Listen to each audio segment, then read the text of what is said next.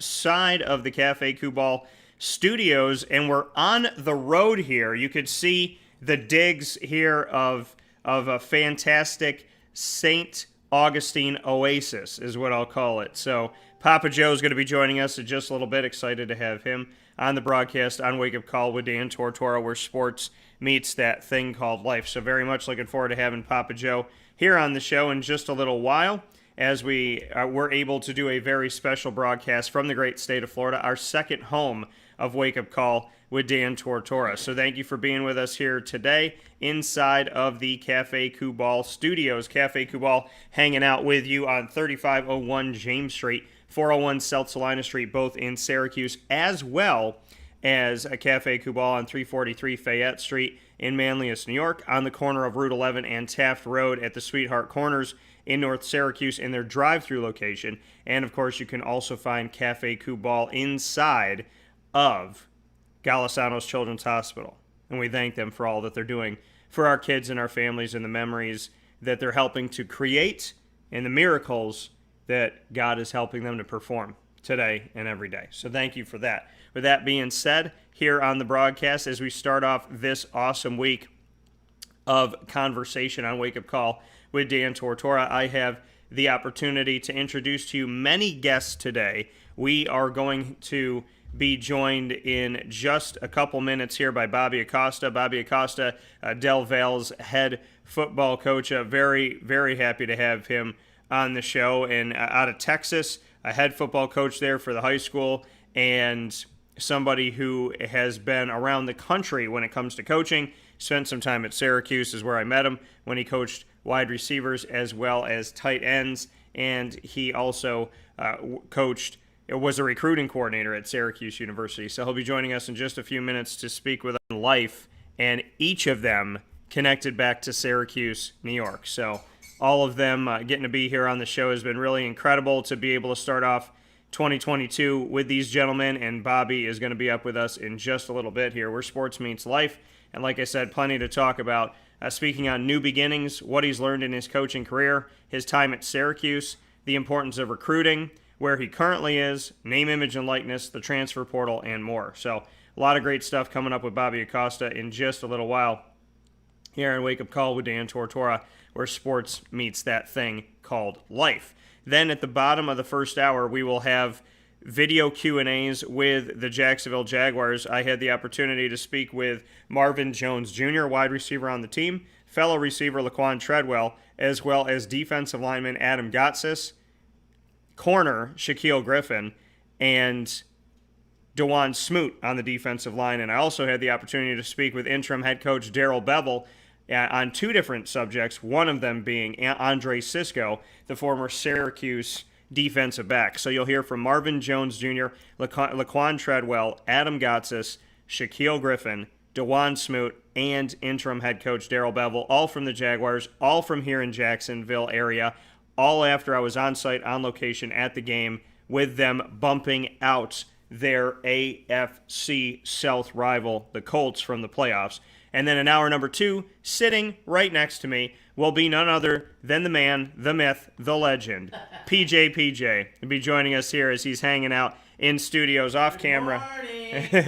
Off camera here this morning as we get set to speak with Bobby Acosta and share our conversations with the Jacksonville Jaguars. And then PJ will be joining us here, and we have plenty to talk about. Him and I will talk about a momentous finish for the Jacksonville Jaguars, what that momentum can mean moving forward. We'll talk about that. We'll also get into the College Football Playoff Championship being tonight and what Alabama and Georgia bring to the table. And PJ and I will also discuss a wacky finish in the first ever Week 18 of the NFL. The first ever Week 18 did not disappoint. A historic time for the NFL, adding a week and adding a game to the regular season, and that final week and that final game had huge implications for many teams, and we will speak on all of those things that shook out, including the fact that we kept our butts up past midnight into today to make sure that we watched the ending for the Raiders and the Chargers, which I'm sure the Steelers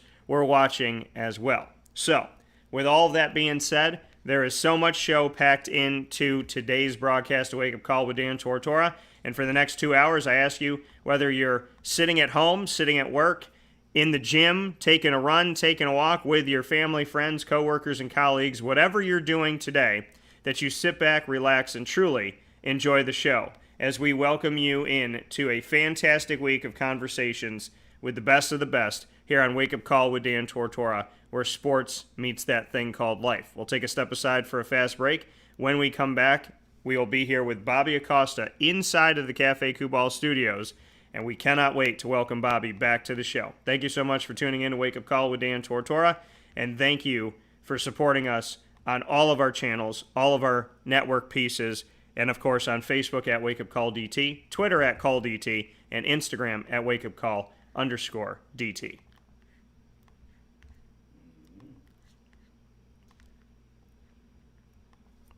Carvel DeWitt. It's what happy tastes like. Do you know why? Because we make ice cream. Creamy, rich, flavorful ice cream. Not yogurt or iced milk like some of our competitors. Ice cream. Fresh, by hand, daily. For the calorie conscious, we have something new for you. Our new Carvelite. Same great flavor, creaminess, and texture of our regular ice cream with only 35 calories an ounce. So whether you want an ice cream cake, flying saucer, dasher, carvalanche, hard or soft ice cream, we will satisfy your craving with our fresh, handmade regular or new Carvelite ice cream. Carvel DeWitt. It's what happy tastes like.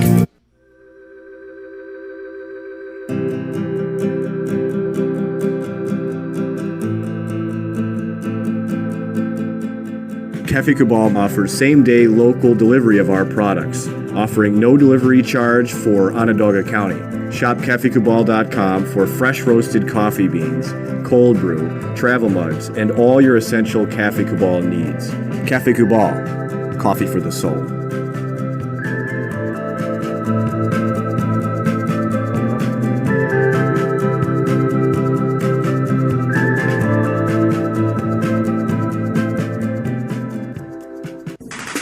The Wildcat Sports Pub in Camillus, New York is located on 3680 Milton Avenue in the Home Depot Plaza. It is your family-friendly sports bar and restaurant. Folks, some sports bars aren't family-friendly. Some family-friendly restaurants are not sports bars. The Wildcat Sports Pub in Camillus, New York is proud to be both.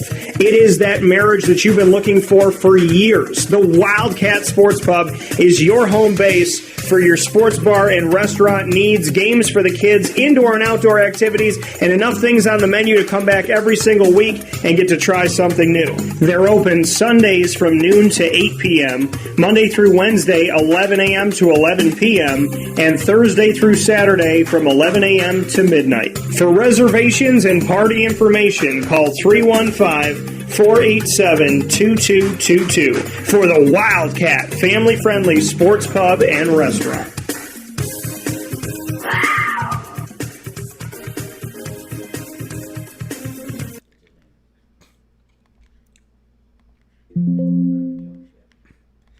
Welcome back here to Wake Up Call with Dan Tortora on wakeupcalldt.com, your one-stop sports shop, and on mixlr.com/wakeupcalldt.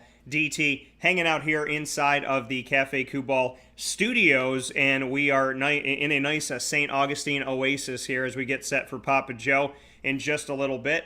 And before that happens here in hour number one, we have Bobby Acosta hanging out with us, and Bobby coming to us from his time across the country in a bunch of different opportunities that he has had at different levels here. And Bobby brings so much knowledge, experience, and wisdom to this, which I cannot appreciate enough. And I'm so thankful to have him here on Wake Up Call with Dan Tortora, where sports meets that thing called life.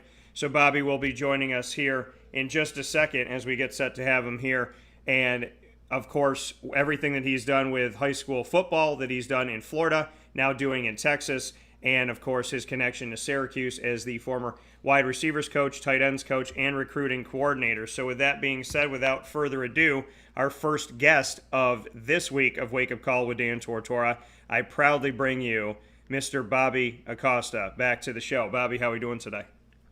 Dan, how you doing? How's everything? Thank you for having me on. Yeah, I love waking up to your show. No, and I appreciate that, Bobby, and I appreciate you being here and everything we've gotten to do. And I guess the first thing is just how excited do you get? How energized do you get to do your job? Because, you're always, I see you smiling all the time. You look excited. You and we had a couple second conversation before we got on the air, and I could see that positive attitude. I could see it over the phone, so to speak. You're always kind of energized to get out there and get after it. What drives you? Well, the kids, I'm a 5-hour natural, energetic person. And I've given up my 5 hours now. So I'm really relying on our players. It's the kids. When I was young, my high school football coach was everything to me. And, I have an opportunity to come down here to Del Valle. And as soon as you meet the kids, man, I wake up every morning, thinking about, can I make an impact today on one person? And, and vice versa, the kids have an impact on me also. So, I'm a big believer that one interaction you have with that player could be the difference in that person's life. So that's what excites me. And to have that impact and have the opportunity to really change somebody's life for the better, do you have a story or two, a player or two that really sticks out to you when it comes to somebody that you really felt like you had an impact on? Boy, and I'm going to say it, it's Dante Strickland. I was recruiting him, and I couldn't figure out why academically he wasn't getting it done. And then I dove into the family's life, and he was homeless. And Coach Schaefer, and this shakes me up still because it was the moment that Coach Schaefer brought the kid in and with the family and said, we're going to put you on this academic plan. And if you follow this plan, you're going to graduate from Syracuse. And, the kid followed the plan. We got him out of high school. He was a good player for Syracuse. And I still talk to the family. And the biggest thing I get every Christmas is a card from his mother. And that's the only thing I need. And, I'm going to really carry that for the rest of my life, that memory. And that's incredible. And Dante is somebody who I consider a friend as well, and someone I've loved talking with when he was at Syracuse, after Syracuse, and to see that, like you said, to dive into it and to try to understand, what's going on with this young man and what's affecting him that we are where we are, and then to find that out and then see Schaefer say, okay, we're going to put a plan together. What did it mean to you that Scott found a way to help out Dante, and just maybe how that had a lasting impression on you? Well, Scott Schaefer and I, we're cut from the same mold and the same cloth. I remember we had a conversation, and, at one point, Strickland couldn't pass the SAT score, the score that he needed. And, he said, Coach, we're going to have to move on. And I said, no way, he's going to get the score. And the next time he took the test, he got the score we needed to get him into Syracuse. But Scott and I, we still talk today. I think the biggest thing I learned from him was the family aspect to the college football game, because we're losing that. It's becoming that business that it's getting scary. But, I think the memories that we created together, the tears that we had in the office, is really why we're still friends and that we're still family. Coming here from Bobby Acosta this morning on Wake Up Call with Dan Tortora, coming to us from Del Valle in Texas as the high school head football coach there, and of course his time at Syracuse as a wide receivers, tight ends coach, and recruiting coordinator. Bobby, I've had the opportunity to start off 2022 by having not only you, but Joe Adam, DeAndre Smith, Fred Reed, and Tim Lester all on the broadcast. These gentlemen obviously mean something to you. We got to get on screen together and spend some time together in something that we did a few months back. Just what they mean and continue to mean to you, because I had the opportunity of meeting you all in Syracuse, and now I've seen you all go on to be successful, which I'm not surprised at all. But just what these gentlemen mean to you and what you can say about them, because you'll always have a place on my show because of who you are off the field as well. Yeah, if you look at the coaches we have, they're all successful. Tim Lester's the head coach of Western Michigan. Joe Adams is the head coach up north. Fred Reed's doing very well. DeAndre Smith is down at Texas Tech. George McDonald, that's ultimate, I'm his best friend. I'm his God father of his child. So the relationships that we developed at Syracuse is still happening after so many years. And, it's good to have friends in this profession because my circle is very small and very tight. It's hard to trust people nowadays. But when you have a circle like that of young men that are great fathers and great husbands, I think that's what I want to surround myself with, especially my kids. Yeah, and your kids are continuing to, get older, grow up and whatnot. They were tiny when you were at Syracuse. What's life been like as you continue? I know we talk about it all the time, but what's been your maybe proudest dad moment recently? Ultimately, my kids are my motivation. And, that they still live in New Jersey. So it's hard. So every day is a struggle for me. And but just watching them interact and grow, I think Sophia's my mini-me. She has that little sass that I'm like, man, this is payback. But, just that every day, every time I have the opportunity to FaceTime them, I don't take that time for granted. And they're going to the point right now where daddy's not cool. And, so I have to really get to them on a daily basis. But, my daughter just got a cell phone at the age of 8. I can't believe that.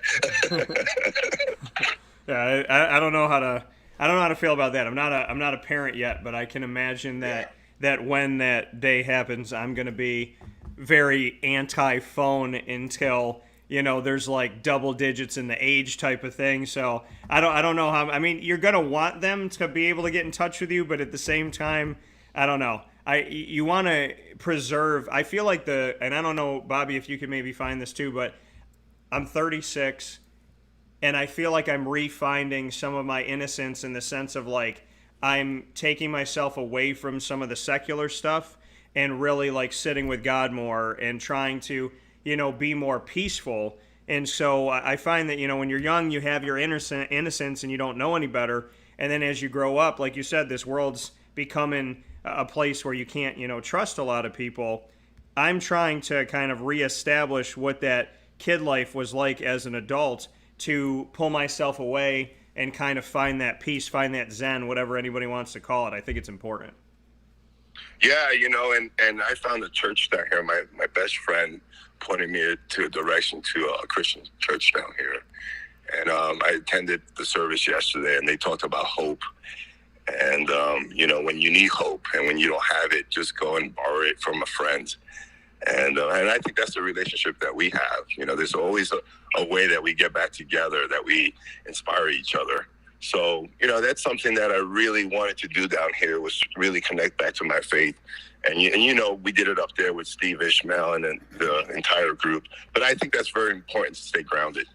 Yeah, it is. It's incredibly important to stay grounded. Having an awesome, positive conversation to start off your week with Bobby Acosta today. Bobby, we've got a lot of stuff to unpack and get into. You've spent some time now. You've had some time there at Del Valle in Texas. Just what you could tell me about your experience at Del Valle and what you're seeing from, obviously, a fantastic state when it comes to recruiting and talent and the come up there of really getting to, see what these young men can become. What can you say about Del Valle specifically and what you've taken away from your program?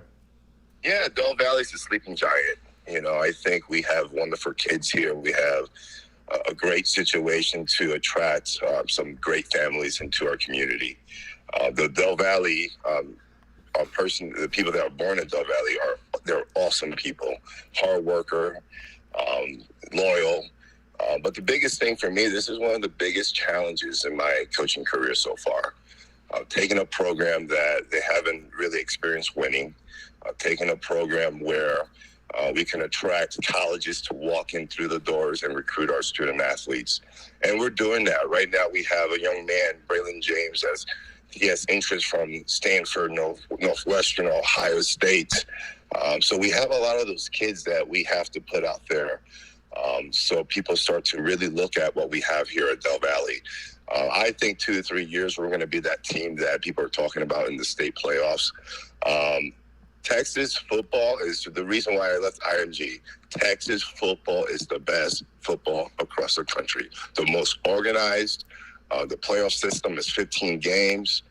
The network here of coaches is top notch. So I'm just happy to be a part of it. Yeah, and like you said, to, be able to be in a place where you feel like you have a sleeping giant. And, for you, Bobby, I know recruiting has always been huge for you and you've loved it. You've been on both sides of it. So you've been a recruiting coordinator at Syracuse. You know what it's like to look for the talent and scour the country. And now, as a high school head football coach, you have the opportunity of flipping it the other way and seeing it through that viewfinder. How can you describe recruiting now, and how do you try to protect your kids? I don't think it's said enough how a coach really has to, vet the process and make sure that these kids aren't being lied to. Yeah, recruiting is about relationships, developing that tight relationship with the families. And ultimately, you have to invest time outside of football to protect your kids. A lot of teams here, they're trying to poach my kids. But the time that you spend with the families, the time that you invest in recruiting, I think it's the way. A lot of teams here, they're trying to poach my kids. And now the time that you're recruiting, it's crazy, with the early signing day, with the second signing day, and now the transfer portal. Boy, to be a college football coach right now, you're going to recruit the entire year. So it's becoming a really challenging thing, especially you add the COVID part to that. It's very challenging. But I don't want the college coaches to lose the focus on high school student athletes. That's very important, because as soon as that happens, college football is going to become just like NFL football. It's going to become a free agency. People are going to run around, try to find a new home. But let's just really keep the pureness of high school recruiting, because our kids deserve a shot. Yeah, and you bring that up, Bobby, that, the transfer portal can essentially create free agency and has created free agency, which pushes out prep and high school kids. How have you dealt with that, and have you seen that in a big way yet? Where are things at in kind of your perspective? Well, I think because of my relationships from IMG last year, I have a lot of relationships with coaches across the country. So they trust my opinion and my evaluations. But for me to drive our kids, it's a constant communication, or text message or email or Twitter message, trying to get our kids above the other kids that are bumping out our kids. But it's a lot of work. It's a lot of work. It's a lot of communication. Our parents get frustrated because they don't see action. But it's working, though. So if you continue to grind at it, I think you're going to break that mold. But things need to change, especially with all the new things happening in college football. We have to get back to the old-fashioned, just recruiting, no stars, just find the character of the young man, so we can definitely put our kids out there. Yeah, and I said a long time ago, you'll never see stars on my website because, it's a flawed system. And so, taking a look at that and saying you'll never see stars on my website because, I believe it's flawed. And there's certain guys that can't get out to different camps, can't travel the country, don't have the money, so they don't have the exposure. If they don't have the exposure, then maybe they're not, getting a star or two here or there. So there are a lot of diamonds in the rough, and the star system is flawed by the fact that, if you can't be seen and maybe you're coming from a smaller school, maybe you just started playing football a year or two ago, whatever it may be, you can't get to this camp, you can't get to that camp, maybe you don't have a coach that has good connections or whatever it is, that, the system isn't an exact science that really shows us. So, Bobby, just to go into that a little bit more, because I don't believe in the star system. I do believe that we can track talent. I do believe we can watch film. I do believe we can look at character. But, there's as many times as people talk about 4 and 5 stars that make it, there's also guys that kind of, could be a bust with that. And I don't know. I feel like putting that system out there, knowing that you benefit when you can get out to more places. You benefit when you have the right connections. A kid that doesn't have the connections and doesn't have the money to get out there, could be better than everybody else, and he's going to get no stars, 1 star, and I don't think that's right. Yeah, I don't believe in the star system. I believe in the 5-star character system that I truly believed in when I was at Syracuse, at Bucknell, Cornell, IMG, now at Valle. I think we can always, as a coach, we can develop a 1-star into a 2-star. But the character aspect of it is huge for me. And it starts with the families. You have to really educate the families, really attract great families into your program. And then that's going to be the byproduct. The kids are going to be locked in. But the star system, it's politics in sports. But I think I do a really good job putting our kids out there and getting our kids recognized. And, with my social media presence and things like that, I really market our kids. And it's more about the character. I sent 4 kids to Alabama. I didn't talk about their athletic ability. I talk about their it's more about the character. I sent 3 kids to 4 kids to Alabama. I didn't talk. A 4. You saw what I recruited when I was at Syracuse. We recruited 2 3-star kids that eventually became 5-star character young men. And when you have that, you can win with those kids. Yeah, coming from Bobby Acosta here with us, Del Valle in Texas, a head football coach, and of course spending much time around the country in different areas. Bobby, you understood when you were up at Syracuse, and obviously, in the Bucknell and Cornell areas as well, you understand the importance of your area and the importance of the Northeast and whatnot. But at Syracuse, you were working to become a bridge between Syracuse and the rest of New York and Syracuse and the state of New Jersey. Bring me into that and how important that was for you, because ever since you left, I hear people over and over again say, gosh, I wish we had a bridge. We're getting beat by Rutgers. We're getting beat by Pittsburgh, getting beat by these teams in New York, in New Jersey. And you were building that bridge. You were starting to have players cross that bridge, and you were trying to secure that bridge. And now that bridge has, outside of a player here or there, it's when they talk about infrastructure, when somebody's running for president, the bridge from Syracuse to New York and New Jersey has now become that thing that has mold on it. It's starting to crumble. It's starting to crack. They need to repair it. They need to shut it down. Cars can't drive on it. It's not what it was. It wasn't what it was, and you tried to build that. Just what you can say about what you were trying to do at Syracuse with New York and New Jersey, and now seeing the fact that it's gone again. Yeah, it was all, for me, it was passion. I was born in New York. I lived in New Jersey all my life. I was a Syracuse fan growing up. So I knew there was kids out there just like me that wanted to go to Syracuse. And, what we did in New York and what we did in New Jersey was a very important piece to, building that program. Because when the program was successful, you had kids from New Jersey and New York all over the roster. And that was the focus, and really bringing, because that's Syracuse, New York. You shouldn't have to drive by another school to go down to Florida, to go down to the Carolinas to play football. If you're from that region, all right, you better go play for the Orangemen. So that was my mindset, and I think we attracted. If you look at the kids that we recruited, Kenny Pickett, you see what happened with him now. Trey Dunkenberger, Jake Pickard, Perkins. He was a sleeper from Friends Academy in New York. Dante Strickland, Ellison. So those are the kids that initially we attracted. But we also, started to build that bridge that we needed because, Syracuse football is on the top of the ACC besides Boston. It's on the north side of it. And to play the schools down in Florida and the Carolinas, I think it was very important for us to own New Jersey, New York. And that started to happen. And unfortunately, we couldn't complete our work there. But I think that's very important for the success of Syracuse in the future.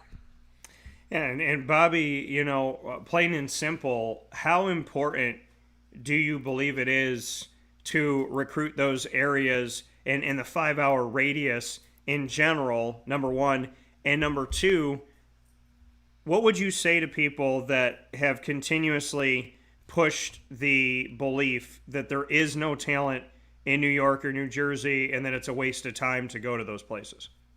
No, I think that 5-hour radius, you're going to drive past a lot of recruits, a lot of talented recruits. And, I'm a strong believer, if kids want to play at a certain place, they're going to be very successful. And now, what they have up there, with facilities and opportunities with their academic programming, people want to go there.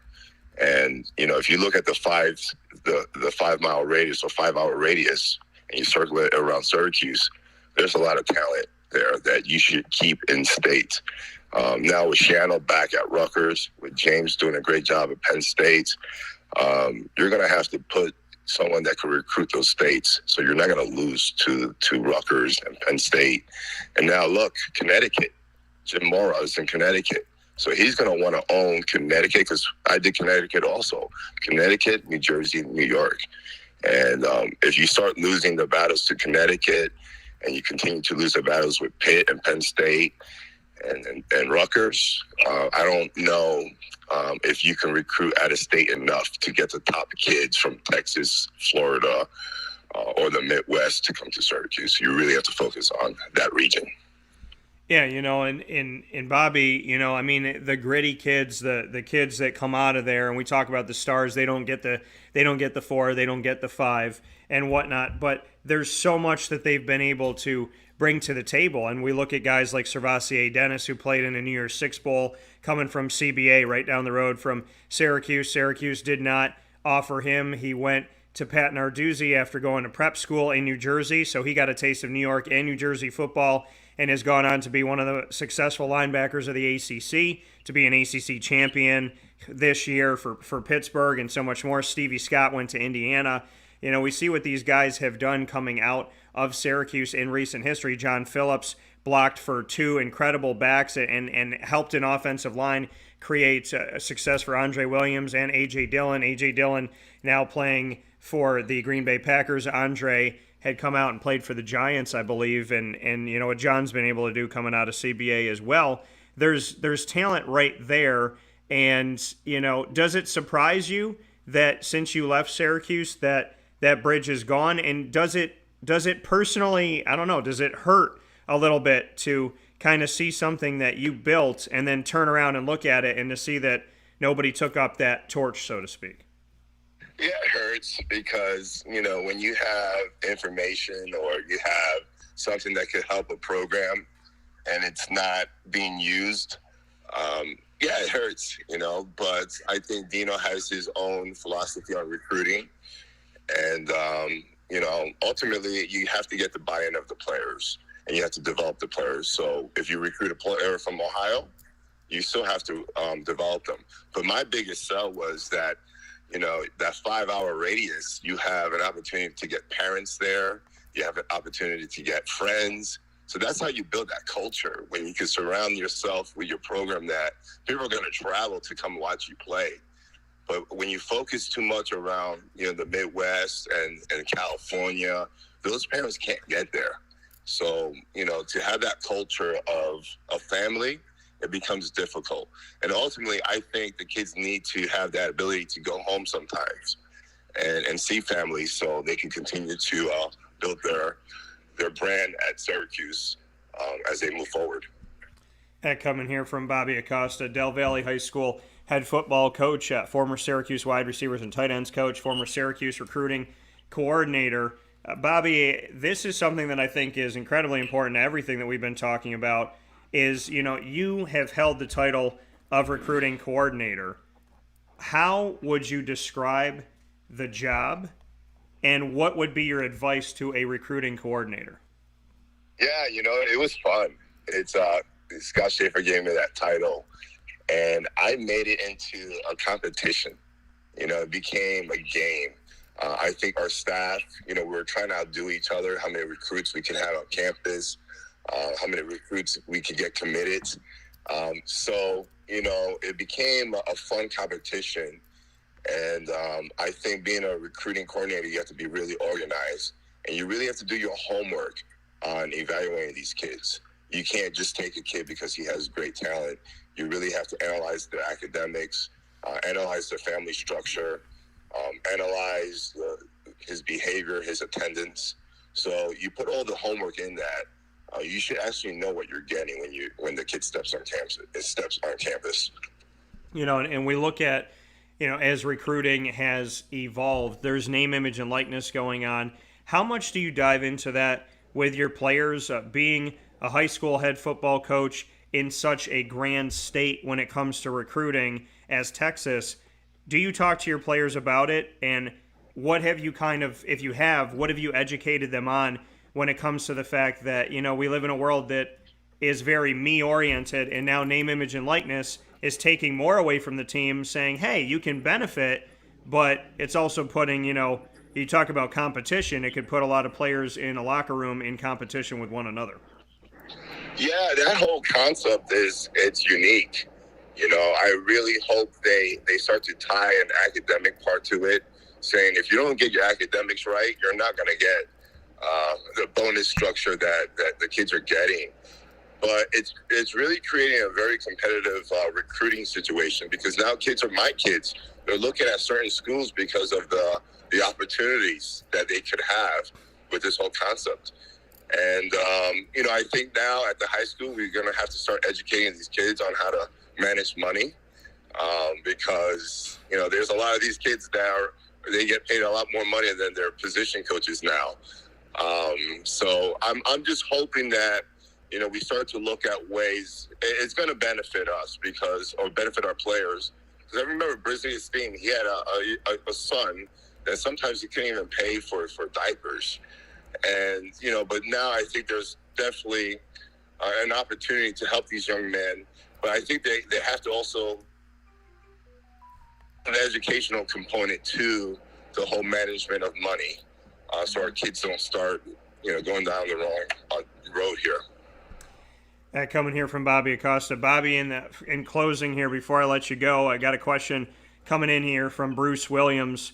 He said, ask how important building relationships with former alumni that are high school coaches when building your recruiting board. Essentially connecting to the fact that, when a player plays at a school in college football and then finishes up at that school and then goes and becomes a head coach somewhere, a high school coach somewhere, could be an assistant somewhere, how important it is to build that relationship. Bruce is working at CBA, and obviously CBA has been able to send a lot of D1 kids out there, and Syracuse hasn't really heavily recruited them. So, we have what Bruce has been doing, we have what Antoine Bailey's done, and so on and so forth. There's guys around the country in connection to Syracuse that reach out to me. So what would you say about the importance of building relationships as a head coach with former alumni of your program that are now head coaches in high schools when it comes to recruiting? Yeah, Bruce. Hey, Bruce, how you doing? I miss you. Well, that was my next part of my job, building the relationships with the alumni. It makes it so much easier, I connected with so many alumni when I was up there. And you want to have that connection because, especially Bruce, he played on very successful teams. And he's coaching at a place where, it's in the backyard of Syracuse, so you should have a pipeline to that school. But I think it's, connecting with New Jersey, New York. We have tons of coaches that played for Syracuse that have, great feelings about Syracuse that would love to send kids there. If you're not building relationships as a coach or as an assistant coach, you're going to be behind. Because I know this, the coaches I've interacted with last year at IMG and this year, we're best friends now. The relationships, they could call me any time of the day. They're going to look at my kids now, if we have kids or not, for their program. So ultimately, those relationships, you need it to be successful at Syracuse. Coming here from Bobby Acosta on Wake Up Call with Dan Tortora, where sports meets life. Bobby, a final note here for Del Valle and what you're doing right now. What would you like to, send out as a message when it comes to, what you're doing as a coach, what you're doing to help them in recruiting and finding their way and helping to mold young men and build up the community? Just maybe something that you're looking at 2022 as a mission statement, or something that you want to carry? Yeah, my ultimate, it's very easy. Together we will. And this community they're craving for a coach, a person to take their kids to another level. And, what I would say to the community is focus on the process. If we focus on the process, all the other stuff is going to come into play: recruiting, the wins, the relationships. Sometimes people tend to jump too far and get a result. Before we get there, we have to really enjoy the process, focus on the process, and continue to build the. Yeah, coming here from Bobby Acosta. Bobby, as always, I appreciate your time. I feel like we were on the phone for 5 minutes, and I have like a million other things to ask you about. So that means I'll have to have you back here on the show very soon. But as always, I appreciate your support. I appreciate your connection to me on and off the field, of course, and more off than on, because, off the field is where you get to really build that personal connection and get to know who you are as a man. So thank you for what you do. Thank you for molding young minds. Thank you for the work that you did in Syracuse, in my hometown, and I definitely look forward to talking with you soon, and always are hoping success for you and the family and everybody down there in Texas. Beautiful. Well, thank you again. You made my morning. I'm all energized, ready to go for the rest of the week. Good. I'm your 5-hour energy. You can call me when you need me. Okay. I'll talk to you soon. Thank you. Thanks, Bobby. Right. That coming from Bobby Acosta one more time on Wake Up Call with Dan Tortora, where sports meets that thing called life. So happy to have you here inside of the Cafe Kubal studios. We got plenty coming up here on Wake Up Call with Dan Tortora as we start off the week with a fantastic and meaty conversation when it comes to football, high school football, recruiting, Syracuse history. Great stories there about Dante Strickland, talking about Brisley Esteem, a lot of behind-the-scenes stuff from Bobby Acosta. And so, we got to talk about so much. Del Valle, recruiting, Syracuse, name, image, and likeness, connecting with alumni. So much going on here on Wake Up Call with Dan Tortora. And all thanks to that conversation with Bobby, who spent a bunch of time with us here this morning. Speaking of conversations, we got a lot of great stuff coming up with your Jacksonville Jaguars here inside of MonPazPopcorn.com's What's Poppin'.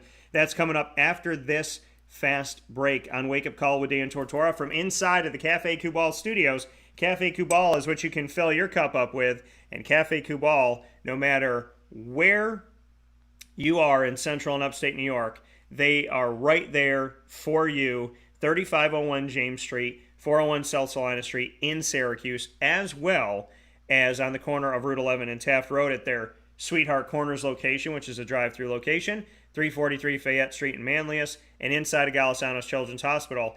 And as people know all across the country and all around the world, Cafe Kubal can come to you, as I brought some down to my best friend, the Christmas blend, and he got that all up and ready to go and had it the next morning. So inside and outside of our community, Cafe Kubal is touching lives and doing things in a very special way. We appreciate you for supporting local. We appreciate Cafe Kubal.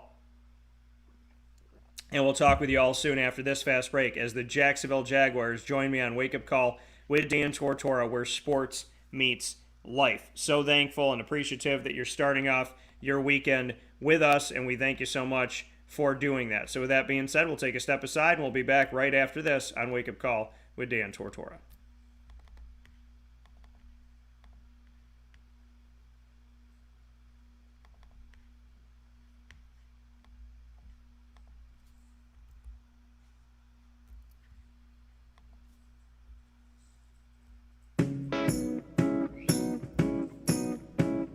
In these unique times, there are those in our community that give us a sense of normalcy and positivity. Pizza Man on 50 Oswego Street in Baldwinsville has been here for you for over 35 years and is here now. Call 315-638-1234 or order online at pizzamanbeville.com to bring those familiar tastes into your home. And remember to come see our monthly on-site broadcasts centered around the community and our Baldwinsville Bees. Pizza Man in Baldwinsville. Any way you slice it, they are always here for you.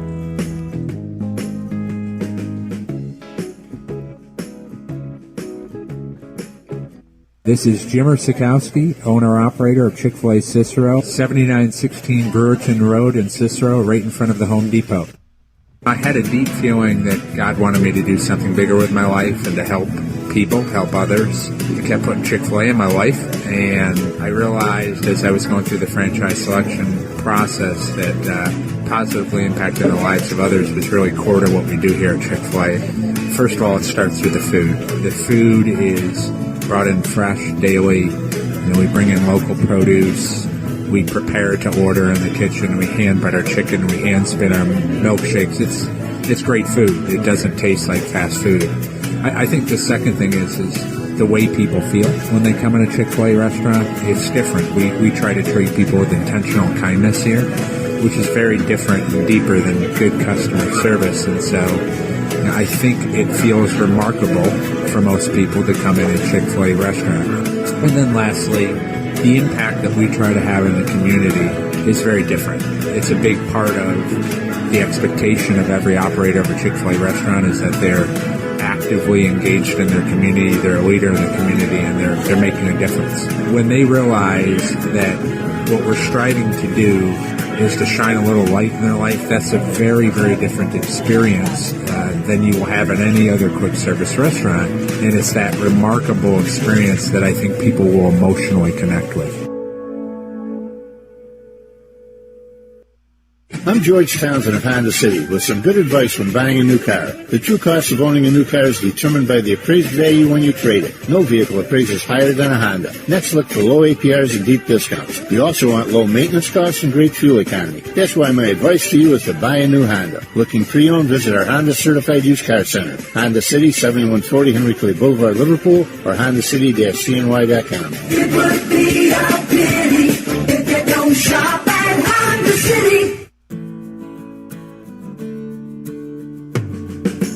Our corporate purpose at Chick-fil-A is to glorify God by being faithful stewards of all that's entrusted to us and to positively influence all those who come in contact with Chick-fil-A. And what became increasingly clear from our success in Cicero is that people love Chick-fil-A. And also I think we recognized that, we had a great opportunity to grow the brand and grow our platform. I felt incredibly grateful when I was selected to be a Chick-fil-A operator. I think what it's meant for me, what I've come to realize on a very deep level is that this is a calling for me. It's not a career. It's not a job. The Lord called me to be a Chick-fil-A operator and to use these restaurants to glorify Him and to positively influence other people.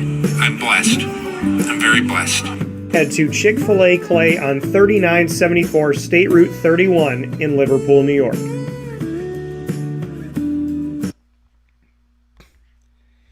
Welcome back here to Wake Up Call with Dan Tortora on wakeupcalldt.com, your one-stop sports shop, mixlr.com/wakeupcalldt, as well as on youtube.com/wakeupcalldt, facebook.com/wakeupcalldt, and on facebook.com/live-now-dt. However you're connected with the show, thank you so much for tuning in on all of our channels on YouTube, Facebook, MixLR, and of course on wakeupcalldt.com. We're inside of the Cafe Kubal Studios, and I'm hanging out with a beautiful oasis of a time here in St. Augustine, the nation's oldest town.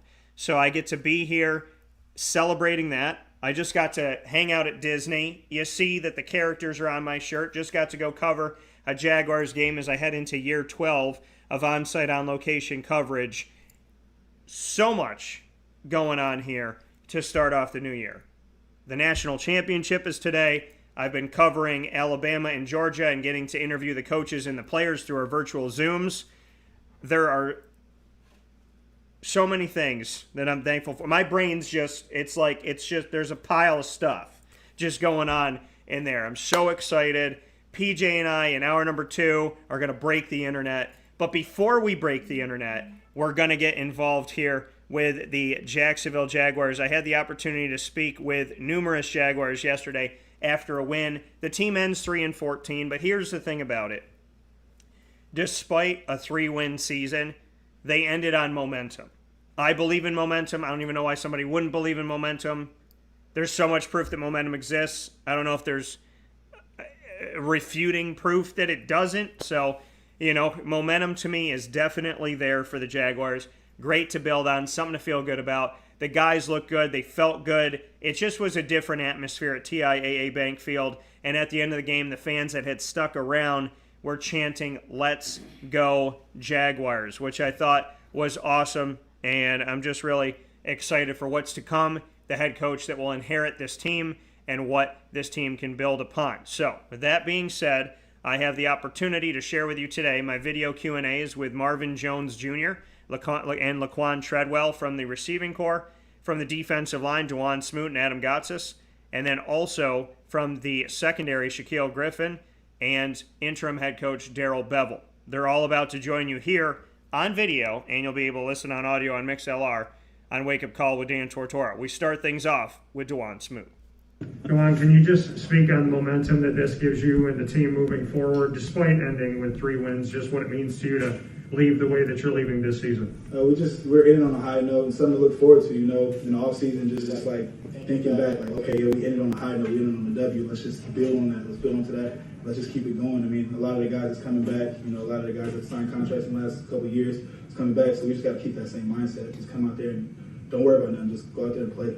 So. Dewan Smoot talking about going out there, don't worry about anybody else, do your thing and go out and play. We go to his teammate on the defensive line, Adam Gotsis from Australia. This is what Adam had to say. Adam, what's it like in the locker room? In the locker room after a season like this, but to get this victory and to knock out a divisional opponent from the playoffs, just what that atmosphere is like and what you feel from this team and your teammates as you step forward. Yeah, it's a tough one, man. Because you're obviously elated for the game that you just had, but it's also disappointment for what could have been this year. If we just executed a bit better in some situations throughout the season, it's unknown what's got to do. So I hope everyone goes back, looks at the missed opportunities from this year, learns from it, and we can get better as a group. The guys coming back, put all the chips in again, get together this off season, start developing, and come back knowing that we can roll with the top dogs in our division and in the league. We took out Buffalo this year, we took out Indy this year, 2 of the high-powered offenses around the league, and it just shows that when we're on fire, man, we can beat anyone. So that's something to hold our hats on and go into the off season and continue working. Across the board, it's right there. So it's right there to grasp. We just got to go get it. That coming from Adam Gotsis, speaking on the fact of, listen, it's right there. We got to go get it. The bittersweetness of having a team that had success at the end of the season and showed what they could do in this game, but the fact that they haven't been doing it all season. So, just knowing that they got to get back to it, they got to fight for it, and basically take this game and replicate it so that you can turn it into a season where you make the playoffs and you're not watching in January, but you're preparing. So with that being said, we head to the offensive side of the ball, and Laquan Treadwell. Laquan was a part of the team brought on in a giant room of wide receivers, just trying to bring people in and see what works. Former draft pick of the Minnesota Vikings. They brought him onto the Jaguars. They released him off the Jaguars. They brought him back, and he has had recent success, and it looks like Trevor Lawrence trusts him. So we spoke about that. What can you attribute to that comfort level with Trevor Lawrence over these last few weeks, and what do you think about him as a leader stepping forward? I just contributed to the work that we put in training camp. We were clicking in training camp. He was finding me in training camp. I was making a lot of plays. Unfortunately that stopped because I was cut, and then I was brought back, and then we picked back up on it just due to the fact that we were familiar with each other. We made plays early on in the season. And that first catch versus the coach, my first start, it just kind of sparked it back up and just allowed him to know that he can still come in there. I'm still valuable, I'm still here, I'm still present, and I'm still going to work to get open for him. That coming from Laquan Treadwell, speaking on that relationship that they had it back when he was coming on to the Jacksonville Jaguars, and continue that relationship. Laquan Treadwell becoming potentially somebody in the receiving corps to build upon as this team steps forward and really tries to figure out who are going to be the guys on the Jaguars next year to lead this team forward, because new coach coming in and coaching staff and whatnot, just what that's all going to look like. Everybody has an open audition essentially again, I would think, for those that, I would imagine if you're on a team where a new head coach comes in, it feels like an open audition for everybody. So for those that are starters and do have, the kind of ticket to get on the field and stay on the field, maybe they are a little bit concerned about that. But then to the players that were maybe pushed to the side, that could be a new beginning for them and a new opportunity because maybe them and the other coaching staff didn't mesh well together. So we shall see. But Marvin Jones, Laquan Treadwell, Laviscus Chenault Jr., Tavon Austin, Jadon Mickens, Josh Hammond, DJ Chark, Jamal Agnew, Terry Godwin, all receivers on this team. And it'll be interesting to see who ends up sticking around with this group. And so next up here, speaking of this group, is Marvin Jones Jr., who got a big old payday because he got enough catches in this game to, I believe, get him to 80 on the season, and he got a nice bonus because of it. I spoke with Marvin Jones about the adversity this team has faced this year on and off the field, a very unique situation with the Urban Meyer saga, and this is what he had to say. Marvin, dealing with the coaching change and some of the drama off the field and whatnot, where did the leadership come from this season from inside the locker room? I think that was important. What we dealt with this season, nobody, in their right mind would have thought, when you came here that was going to happen. So it was great to have the leaders and the people in our locker room that we had. To really keep the team together because there was, it was hard, so, and I took pride on myself to make sure I can't, get in one of those moments to where I'm going off and, because everybody's following me, so it's good for, it was good for me and a lot of leaders on this team to really just keep the young guys and like, hey, this is not the NFL. Don't think this is like the NFL. Like we have to. This is what you do. This is what you do. Follow me in this, and like don't do this and do this, and follow here and stuff like that. So the leaders on our team within the locker room did an amazing job. With the circumstances that we had and all the challenges that we had, facing, internally and externally. So I tip my hats off, to everybody in the locker room. Shout out to you, Urban Meyer. You're a champion with Florida, a champion with Ohio State, and you've now taught the NFL what not to do. Coming up next here is my conversation with Shaquille Griffin. And here he is. Shaq, just what you can say it means to you going through the adversity of this season, just what it means to be a Jaguar stepping forward and what the community of Duval has meant to you, to be behind you and to hear them cheering for you at the end of the game like this. It was huge. I understand, one, being a part of this organization changed my life. I understand that part. And I wanted to do so much so early for the organization, and I feel like I didn't get that done, but I understand the love that I have for, what they have done for me. I want to give more. So you hear me saying I'm going to make sure I get around, Trevor, I'm going to get around the defense, whatever I got to do all season, make sure we get this tight bond. So when we start, we're ahead of the curve. And, I'm willing to do that because I love to see it so much because of what it already gave me. And I'm willing to do whatever it takes to get this team back, this organization back to where we need to be. So to get this win with this momentum going into next year, I hope everybody feels the same way of how can I get better? What can I do to do more? Because I don't want the season happen again, and we got to get this flipped around. And I hope everybody feels the same way. And that's why it was so great to have this win, going off with this momentum, knowing that we can do and take over whatever we decide we want to. So I'm excited for it. You got time for one?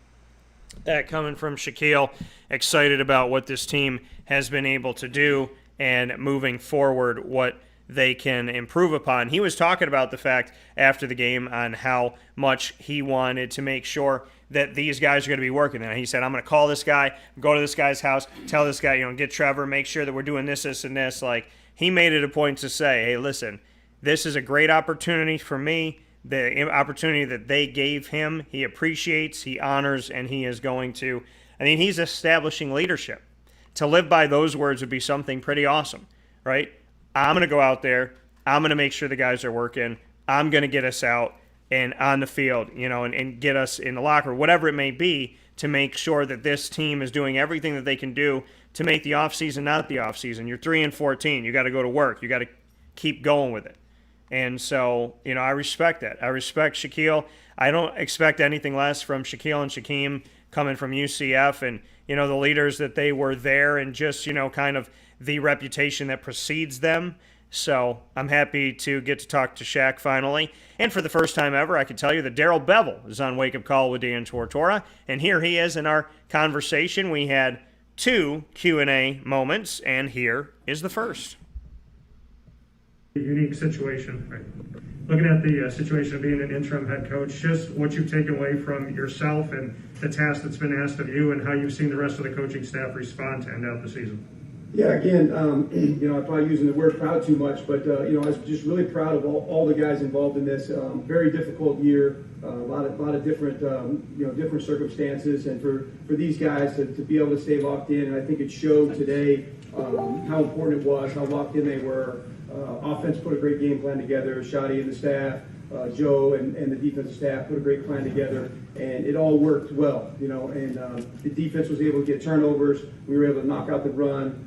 Offense was able to run the football, throw passes and get completions, get touchdowns, and really just did a great job of staying in and finishing all the way to the end, and now we'll see what happens. And that coming from Darrell Bevell once again here on Wake Up Call with Dan Tortora, where sports meets life. Stepping in as the head coach of this team when Urban Meyer was let go and taken over and getting a victory for himself, which I think the way this team played, how they ended the season, bumping a divisional foe out of the playoffs, Darrell Bevell deserves to have an interview with the Jaguars, in my opinion, as well. Darrell Bevell and I also had a conversation on Mr. Andre Cisco, former Syracuse defensive back and a guy who led the country in active players with interceptions. I asked him about Andre Cisco, who got some action in this game, and this is what he had to say about Cisco, a rookie with the Jaguars. Last one. Coach, can you just speak to Andre Cisco and just what he's meant to the team here as a rookie this season? Yeah, it's cool to be able to get him in at the end of the year, and to be able, he's also another one of those guys that has fought back, right? I mean, he came to us with an injury on his knee, was kind of just able to work himself back in, and he just did a nice job, and I think he's got a bright future for us. Thank you. All right, thank you. Bright future for Andre Cisco with the Jacksonville Jaguars, number 38 on the Jaguars, and actually featured in their social media putting the L up for the Indianapolis Colts. So pretty cool there. Greg said, hope it continues with building a solid leadership team for the Jags, hoping their head start on interviews pays off for the franchise. Yeah, the Jacksonville Jaguars getting out there and trying to find who their next coach is going to be. I give it up to the Jaguars because they've had time. If they're going to actually do this, Jim Caldwell, Todd Bowles, Doug Peterson, Darrell Bevell, Nate Hackett, Byron Leftwich, Kellen Moore, Bill O'Brien. I mean, it's a list, right? It could be the most substantial and best coaching search that Shad Khan has done, if it's done right. And that's the big question. And we're going to talk about what right and wrong is when PJ joins us after this fast break inside of the Cafe Kubal Studios. He's been off camera here with us, and I can't wait to bring him on. PJ will carry us through as we are together in the same place, and we get to have a lot of fun here on Wake Up Call with Dan Tortora right after this fast break inside of the Cafe Kubal Studios. Thank you so much for being with us.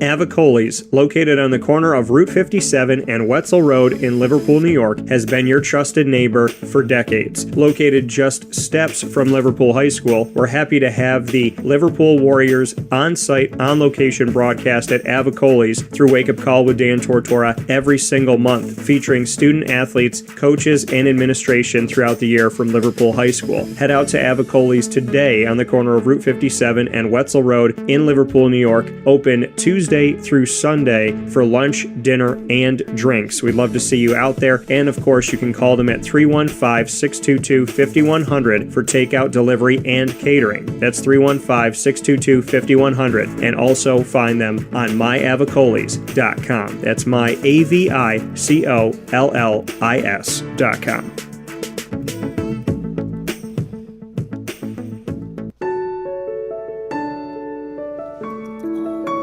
Having peace of mind when you're out of town that your furry-loving friend is safe and sound means taking them to Canine Campground, because we all know that when it comes to the love of our pets, it goes well beyond the call of duty to make sure they're safe and sound. Right, Lily?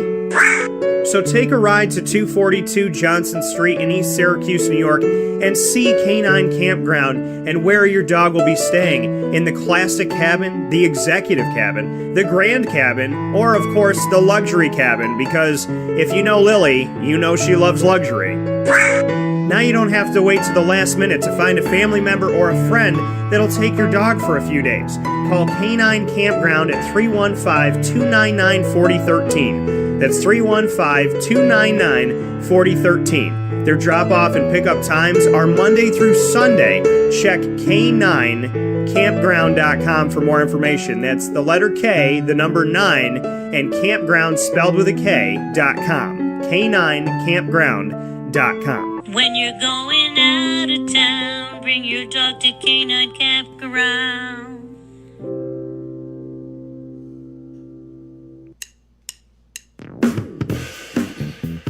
PB&J's Lunchbox, the food truck that you love finding all throughout Central and Upstate New York, now has a street-side cafe. So when you're craving their traditional favorites as well as their out-of-box amazing menu items, you can now head to 663 Old Liverpool Road in Liverpool, New York. Located just minutes from the highway, the Thruway, Destiny USA, and Onondaga Lake Parkway, PB&J's Lunchbox Street-Side Cafe is there for you Monday through Saturday from 9 a.m. to 7 p.m., serving breakfast, lunch, and dinner all throughout the day. Get breakfast for dinner, dinner for lunch, whatever you fancy, including their award-winning grilled peanut butter and jelly sandwich. Find them at 663 Old Liverpool Road in Liverpool, New York. PB&J's Lunchbox, where we love to know what's in your lunchbox.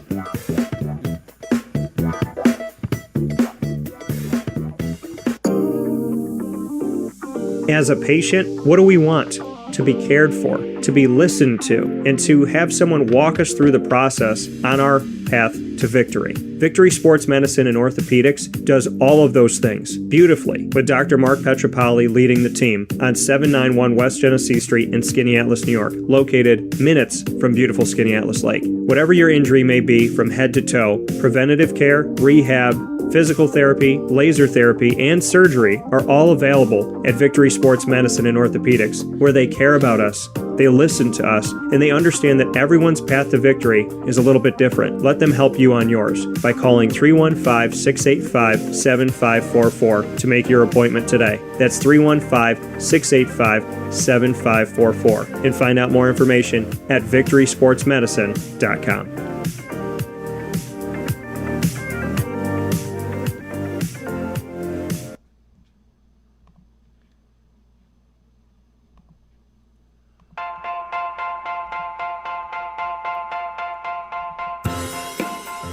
Cafe Cabal Mobile Cafe brings the cafe experience to you. We'll roll out to your neighborhood or office, ready to serve our locally crafted espresso bar to our loyal patrons. Inquire at cafecabal.com. Cafe Cabal, coffee for the soul.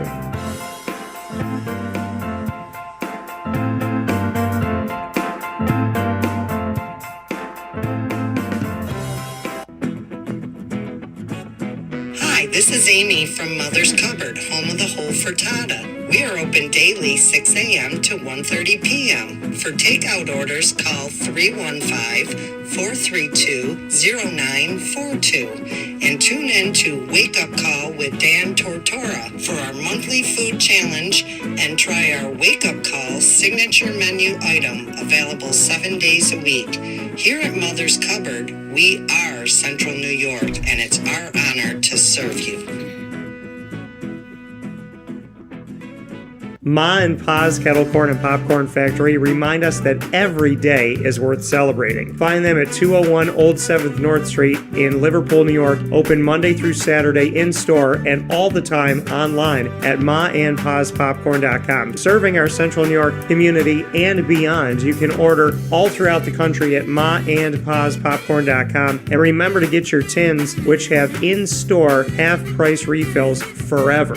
Ma and Pa's Kettle Corn and Popcorn Factory, available to you for fundraising and all of your events by calling 315-450-6272. That's 315-450-6272. Ma and Pa's Kettle Corn and Popcorn Factory.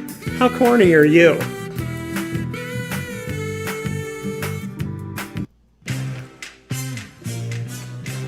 Here at Progressive Dental, we understand the importance of regular dental visits and preventive care. Cleanings and checkups are essential to good oral health. We have multiple locations in the Southern Tier, so come visit us in Binghamton, Enwell, Kirkwood, Montrose, and Norwich.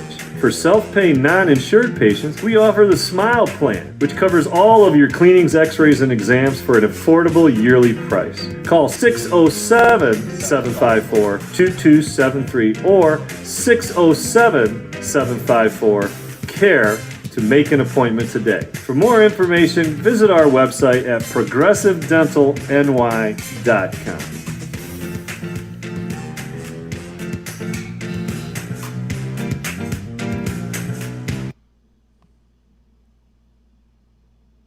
The Millhouse Market, located on 3790 New York 13 in Pulaski, New York, is worth the drive every time. Make sure you make your way out there every Tuesday through Saturday from 7 a.m. to 8 p.m. and on Sundays from 7 a.m. to 3 p.m. to the Millhouse Market.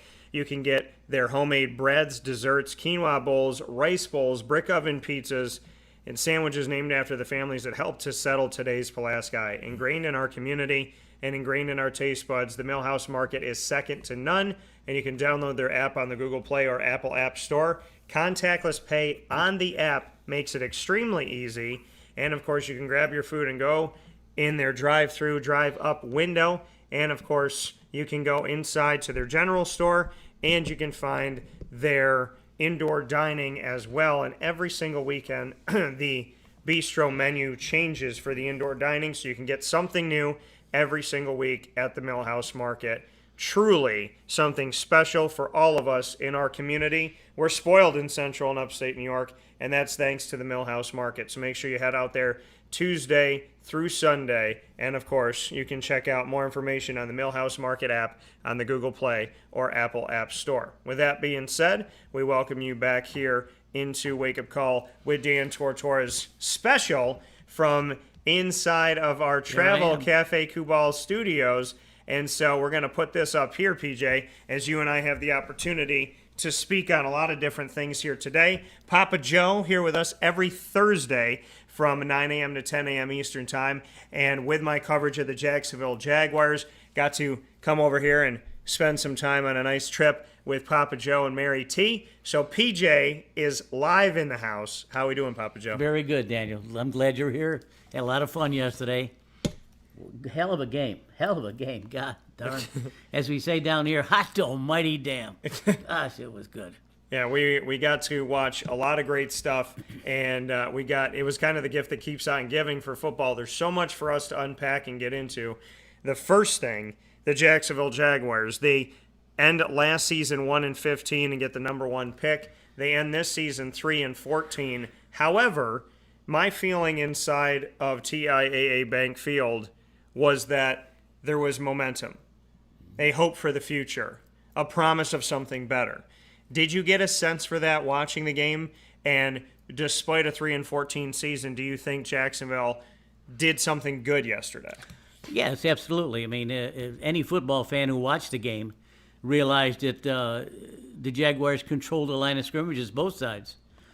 Defense was unbelievable. Shutting down a Jonathan Taylor like the way they did, although the guy still got over 70 yards, but I mean, he's a hell of a running back. And the line did a great job. The offensive line did a great job in protecting Lawrence. Lawrence looks like he's the real deal. I know he's the real deal. I mean, we know he's the real deal. Yeah. And I'm sure there's a lot of coaches out there in the country, especially the 4 that got fired this morning. Unbelievable. 4 coaches gone already. Not even lunch.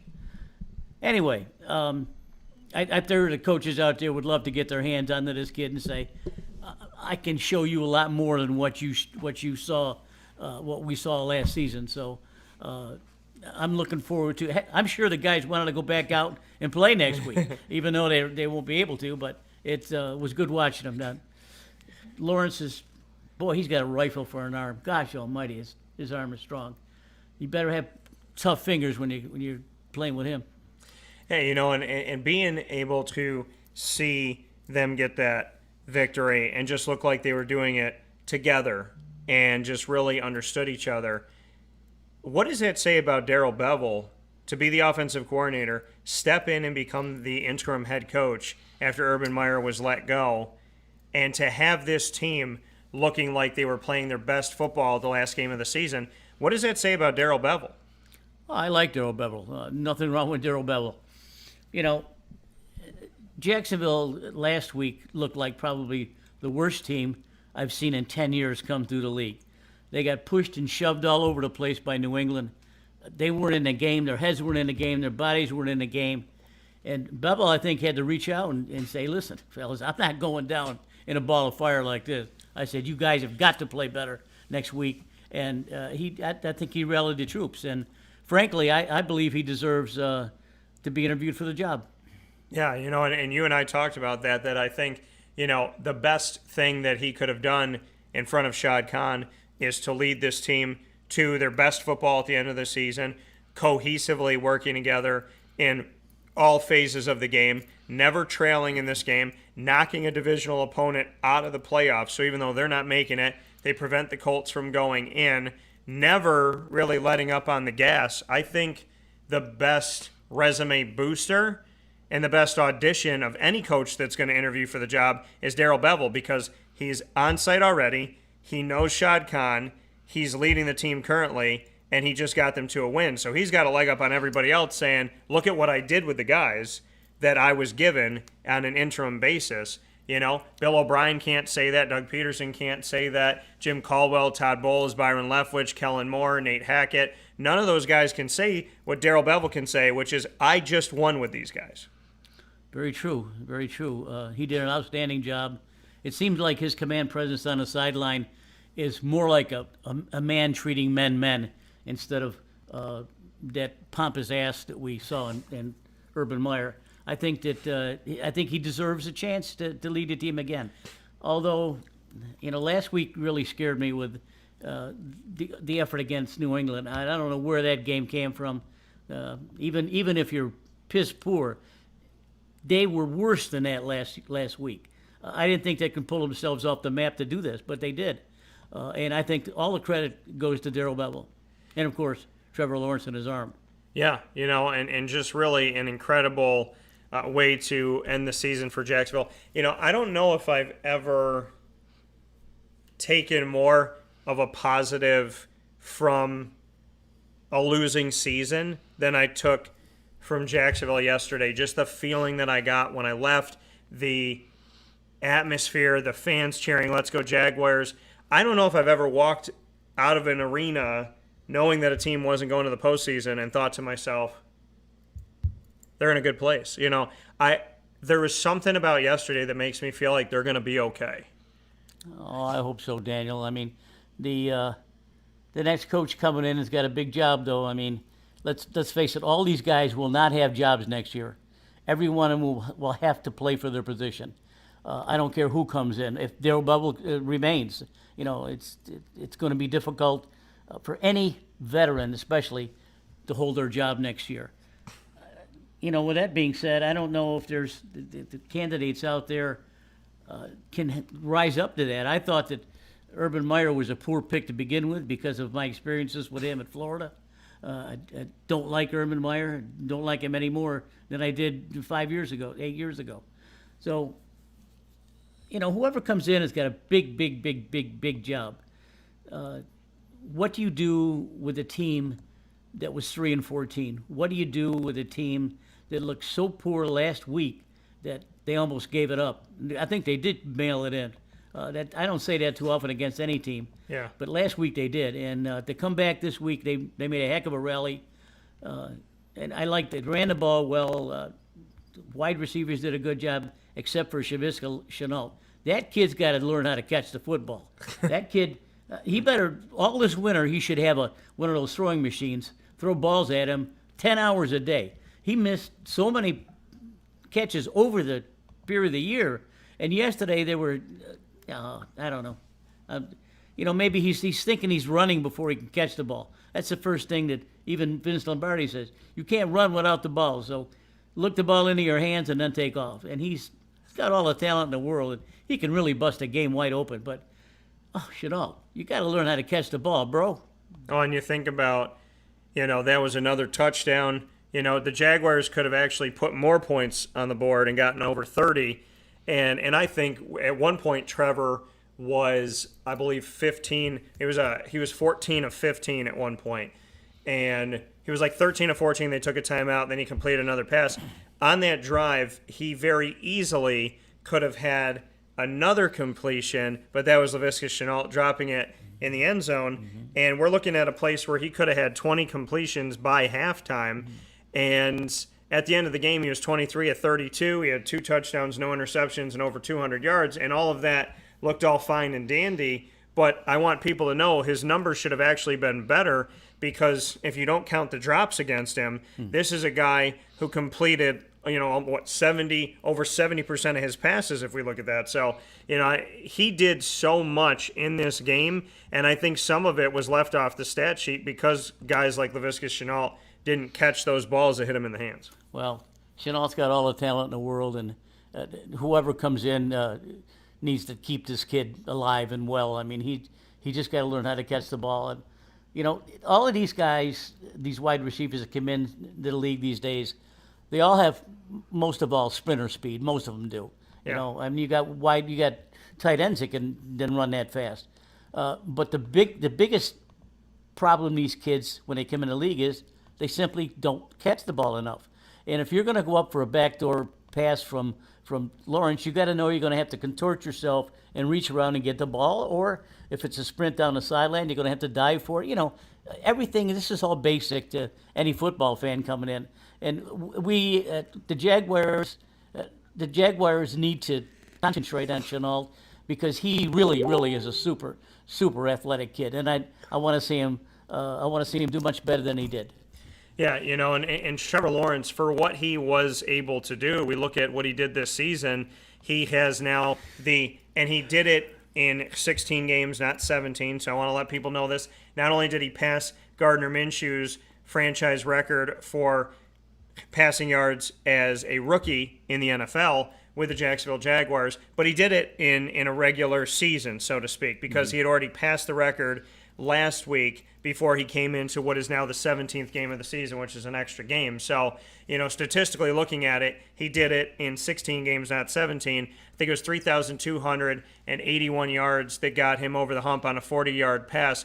Trevor Lawrence is now the franchise leader in rookie passing yards. Your thoughts on that? Despite the fact that they didn't have a great season, this offense didn't really move that much. What does it say to you that he set a franchise record for passing yards as bad as the team looked this year? Well, it shows that how much talent he's got. I mean, we're looking at Black Monday, that we call it now, and there's 4 coaches that lost their jobs today, and the 7 or 8 coaches that are applying for the job. So that's a dozen coaches out there that look at the Jaguars and say, damn, would I like to coach this kid?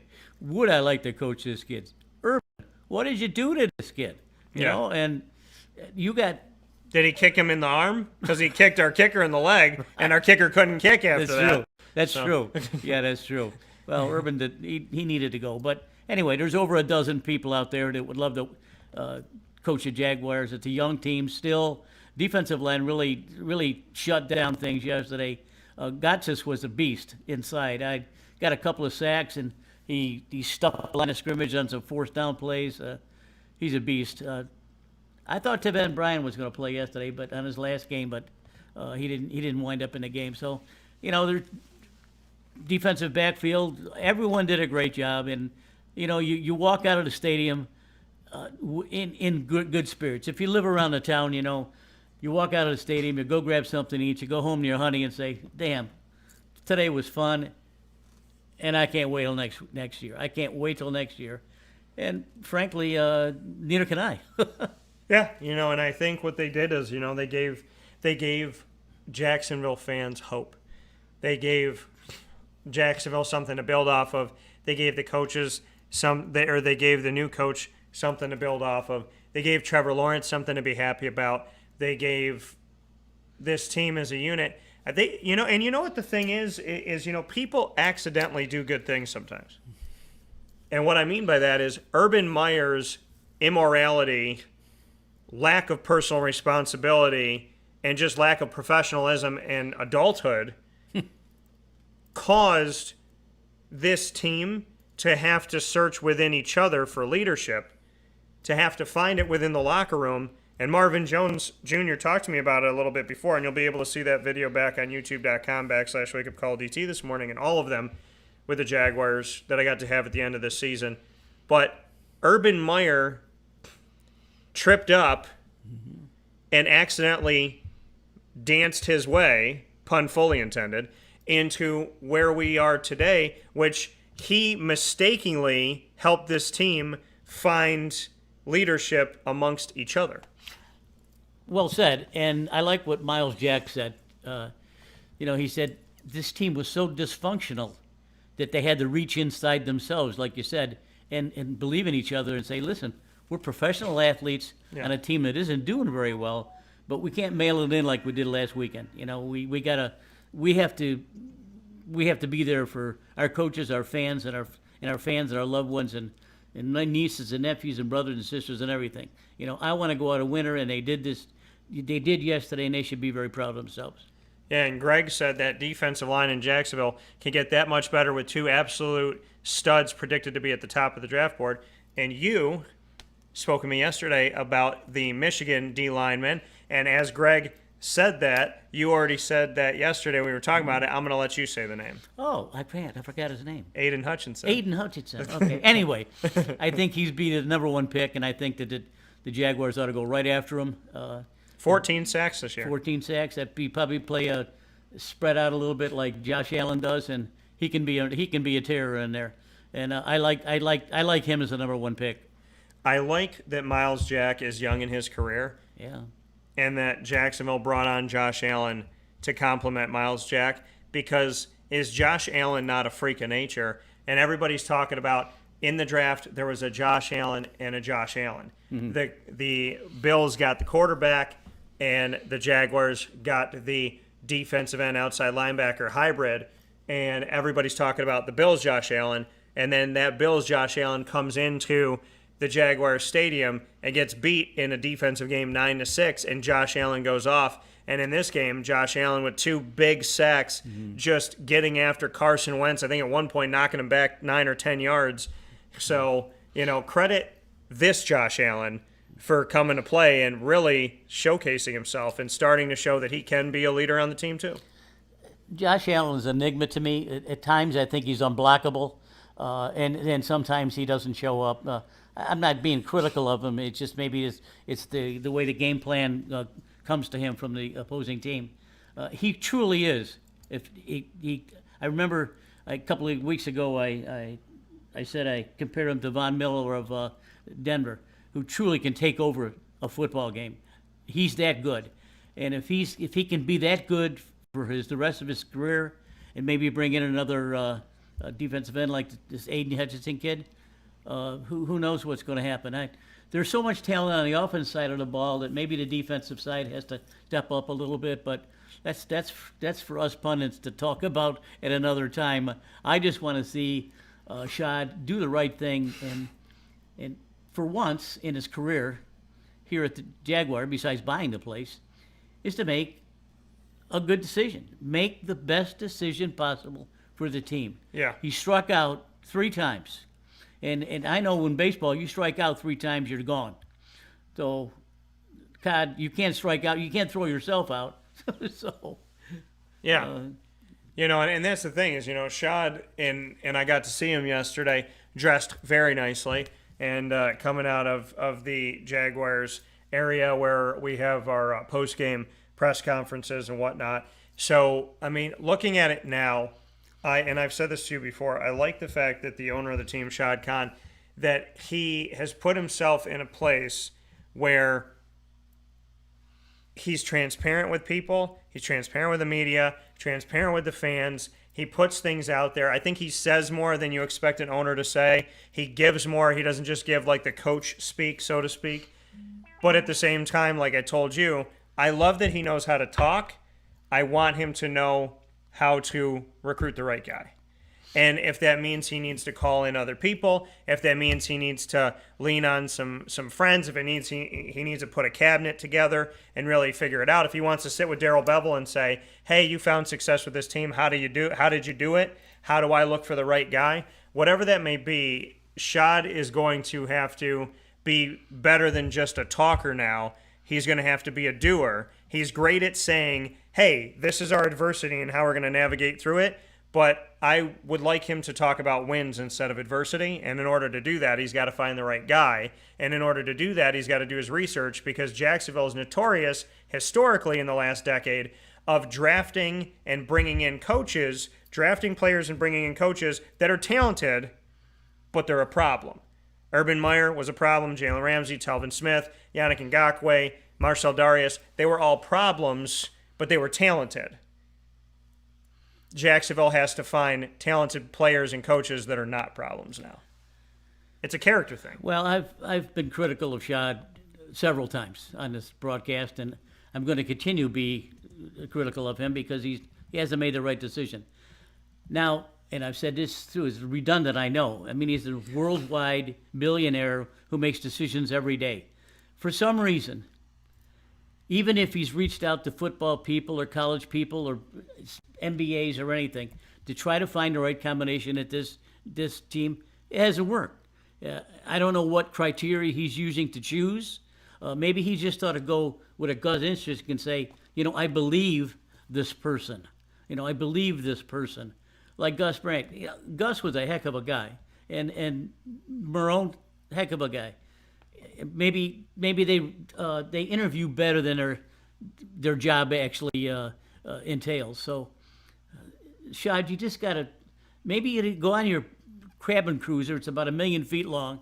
Go out into the Atlantic Ocean for about a week and go out there and sit and think, and come back and do the right thing. Matter of fact, I expect within the next 7 to 10 days we're going to have a new leader. And what would make you believe that they're going to be able to lock it up sooner than later? Because they got to it earlier? Yes. I think my preference is Doug Pederson. I know you feel a different way. You feel that Nate Hackett deserves a chance, which he does. And I've also been a little critical of the young guys, Kellen Moore and Byron Leftwich. They're young guys. They've never led before. Yeah. You can't. You're not saying you're just the offensive coordinator.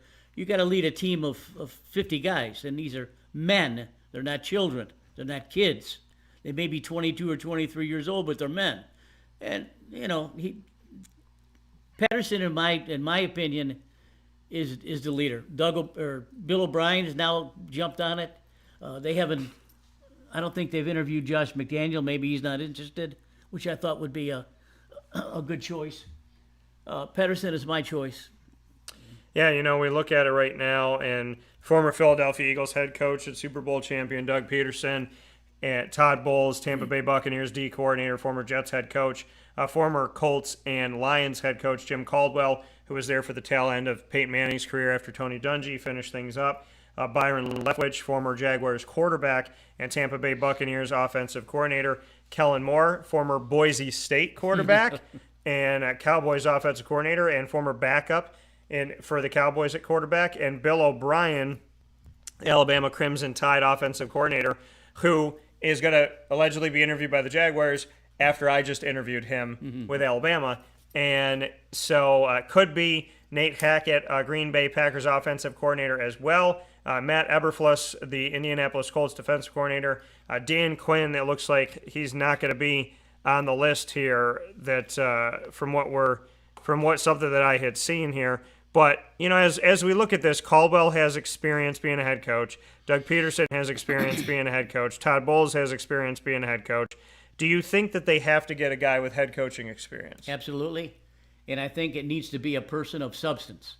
It has to have good morals, good ethics, good ideals, can think properly, has a good game plans, can hire an offensive coordinator, defensive coordinator, special teams coordinator. I think it has to be a leader of men. Yeah. I thought, I knew this wasn't going to happen, but I thought that maybe Meyer could be that person, but he was so egotistical that he didn't bother listening to anyone. And he never made any calls. He's always listening, but he never made any calls. It has to be a person of subject. Jim Caldwell, I know he wasn't that successful, but Jim Caldwell demands and earns respect through the league, as does Pedersen. The young guys have got to learn it, and I know they have to get their first position to do it. But in this particular case, we don't need a young man that hasn't gone through the trials yet. We need someone who's strong, has been there, done that, can look on his mistakes and see how I can make things better. Pedersen, of course, and Caldwell are both from that school, both successful coaches, and both would probably do well in this setting. And there's also the thought that keeping general manager Trent Baalke is going to negatively affect their coaching search.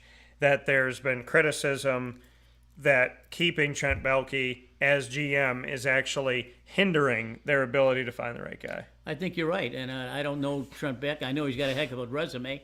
I think he was with San Francisco 49ers for over 10 years, so he knows the job. I just think maybe he was tainted a little bit by being lumped in with Urban. Maybe he pleaded to Khan and say, "Listen, you made the right decision by getting rid of Urban, but who I am is not him. Yeah. I want to tell you that up front. I said I can still do this job. I've done the job. I can bring in the people that can make this team successful. So I think that all in all, I think he probably needs to stay, but not until he pleads his heart out to Khan." Yeah, and there's one of the top coaching agents allegedly said, quote, "My client would have to fire me to take an interview there under this setup. No way, it's totally backward." Speaking of Trent Baalke, a GM had also said, "This may have sounded like a good idea to them at the time, but things have a way of changing in this league. I'm not saying they can't get a coach with Trent still there, but they aren't going to like a lot of what they hear." So, there's some thoughts here that it could be affecting Shad Khan to keep Baalke.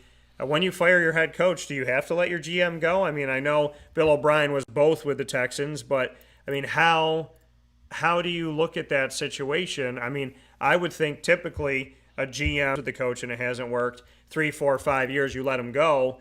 This was not even a year with Urban Meyer, so I can understand not changing your GM. But what are your thoughts on it? When you fire a head coach in today's NFL, do you have to fire your GM?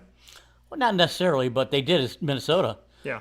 They got rid of Zimmer and Spielman, who was a general manager. Yeah. Spielman used to play football. So they're cleaning house, and they may want to get rid of their quarterback too, Cousins, but I don't think. I think he stays. But I don't think a person can do both jobs. I know O'Brien, he did it, and he's overwhelmed with the workload. I mean, you can't possibly spread yourself that thin. I mean, you got to make basic decisions on the business, and then you got to run your football team. So, I don't. I'd like to see. Again, I'm being redundant. I said I'd like to see Khan figure it out, and maybe off to himself. Don't call anyone in the business, or don't bring his son in, or anyone like that. Go sit by yourself. Go have a case of Corona out there in the middle of the water, and make some decisions. Yeah. And as we're here with you, PJ and I, inside of the Cafe Kubal studios, Papa Joe with us every Thursday from 9 a.m. to 10 a.m. Eastern Time. But when a boy's down in Jacksonville covering a team that he's covered on site on location for going into 12 years, you got to come see my other dad here and hang out with him and have a good time. So proud to have PJ here with us, not only on the show, but in the studio, hanging out here in our Travel Cafe Kubal studios. We have a lot to unpack as far as Black Monday. We had a question coming in. Do we think that the Giants should let Joe Judge go? Yes. And I would say yes as well. And without expounding on that, yeah, yes. And they have a good young quarterback that they can grow in the future with, but that's another team that's dysfunctional also. And yeah, the Jets too, but the way that kid wound up playing this year, the quarterback, Taylor, man, that's another job that looks awful enticing to a coach out there, bringing in the Jets. So the Jaguars aren't the only really good job out there. There's going to be a lot of them. Before Black Monday's over with, you might feel a couple other coaches out of business. Well, and the thing is about Jacksonville letting Urban Meyer go early and getting to this head coaching search early and getting to interview these people early they hopefully have done their research this time, their due diligence this time. Shad Khan has maybe tried something different, because the definition of insanity is to do the same thing over and over again, expecting a different result. So my hope is that Shad's done his homework.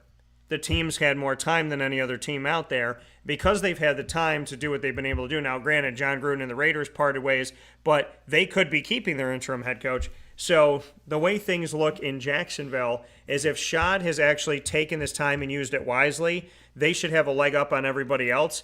And now that everything's going crazy with Black Monday, and now all these coaches are going to get called, and now the people that Jacksonville's interviewed or that are on their list may get called by 2, 3, 4 other teams, the hope is that they'll lock this up and have this done, because the longer the Jaguars wait, the more opportunity these other teams have to poach their coaching candidates. It's true. If you look at the coaches that lost their job, Zimmer, extraordinary coach, good record at Minnesota. Flores from Miami. That particular firing surprised me, mainly because Miami played so well at the end of the season. I think they were 8-1 in their last 9 games. They did a hell of a job, probably trying to save Flores a job. Yeah. And for some reason, they let the coach go. Maybe an overlooked man. Maybe he could be a fit here at Jacksonville. But was the other one, the Denver coach? So Brian Flores of the Dolphins, Matt Nagy of the Bears, Mike Zimmer of the Vikings, Vic Fangio of the Broncos, all let go here around Black Monday. Vic Fangio kind of came out, I think yesterday, but around Black Monday here, and then John Gruden resigned with the Raiders. Urban Meyer let go of the Jaguars. So Meyer and Gruden before Black Monday, Fangio right around Black Monday, and then Zimmer, Nagy, and Flores this morning.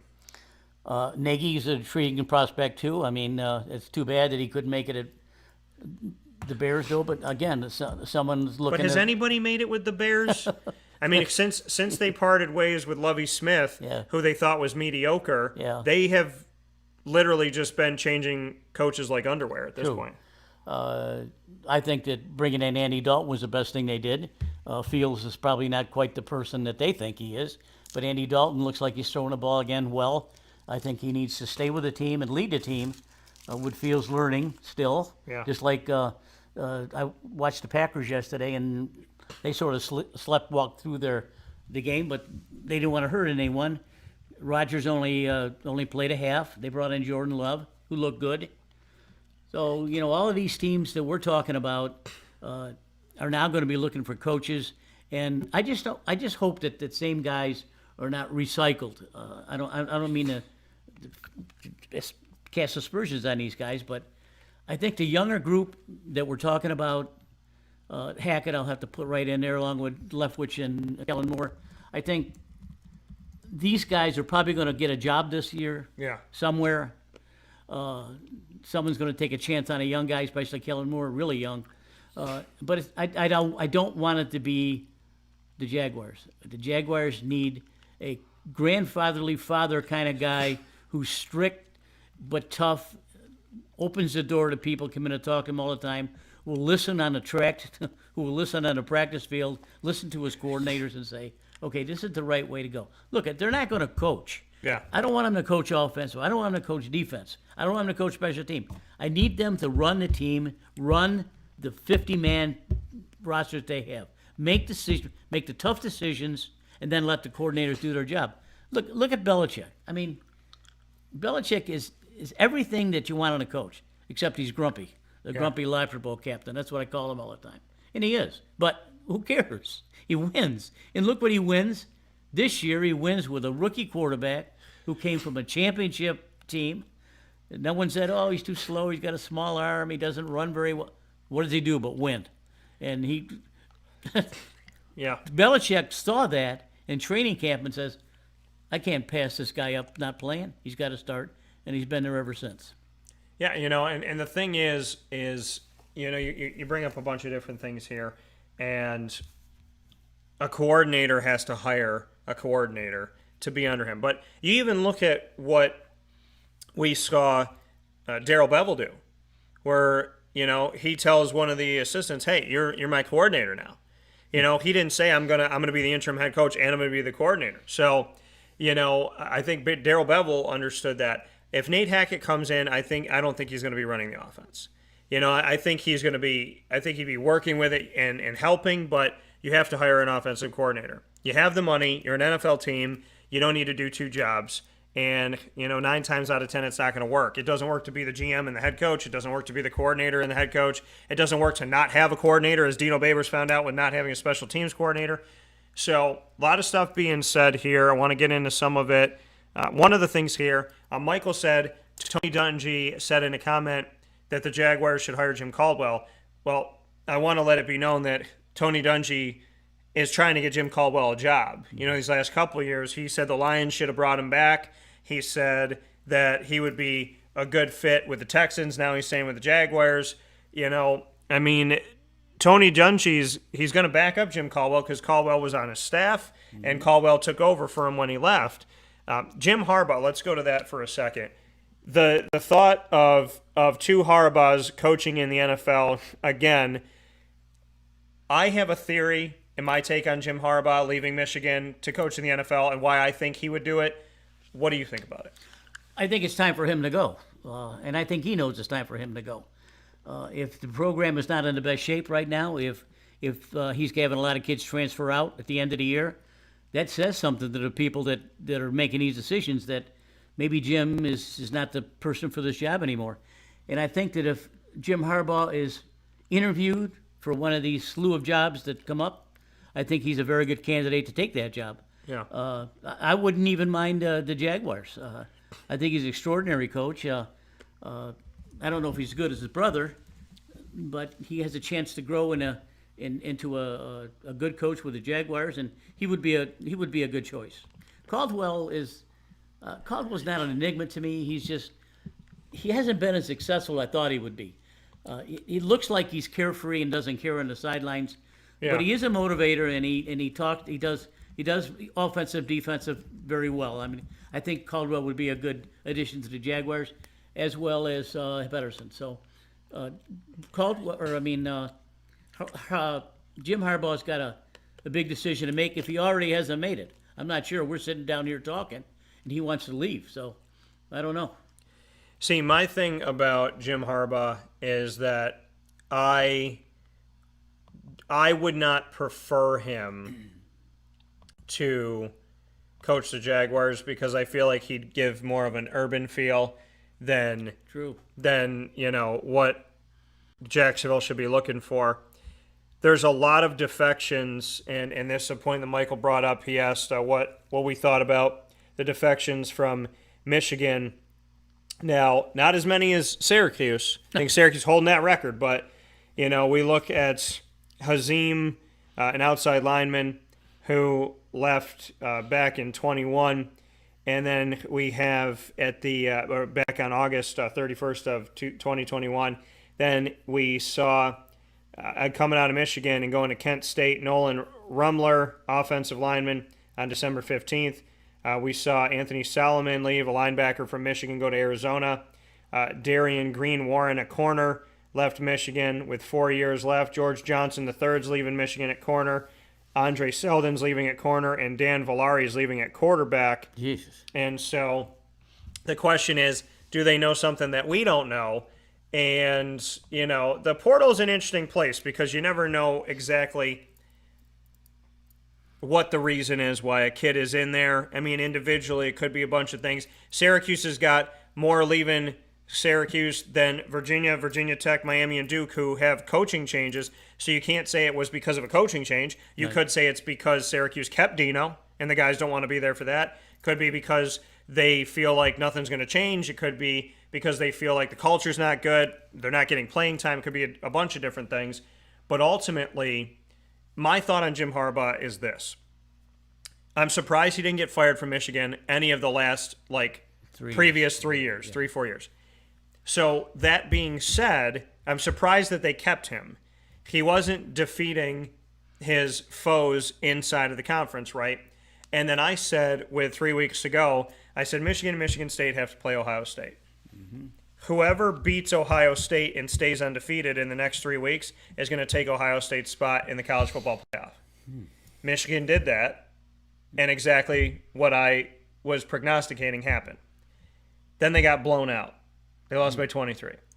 What I think Jim Harbaugh might, and this is just my thought. This is not Jim talking to me. This is my thought. What I think about Jim Harbaugh is simply this.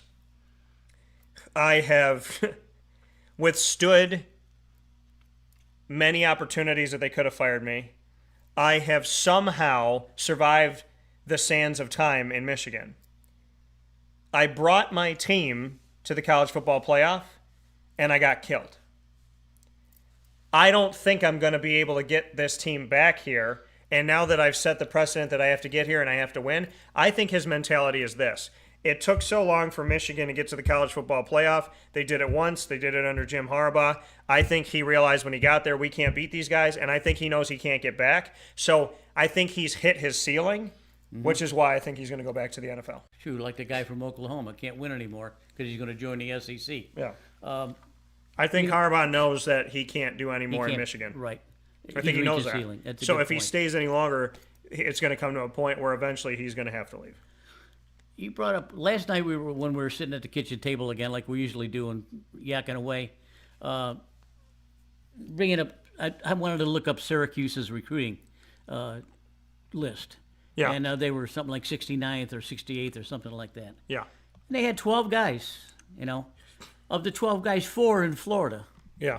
Now I ask you that: how in the hell are these guys getting out of Florida when in Syracuse and the surrounding area, there's enough talent up there to fill the team? They don't want them.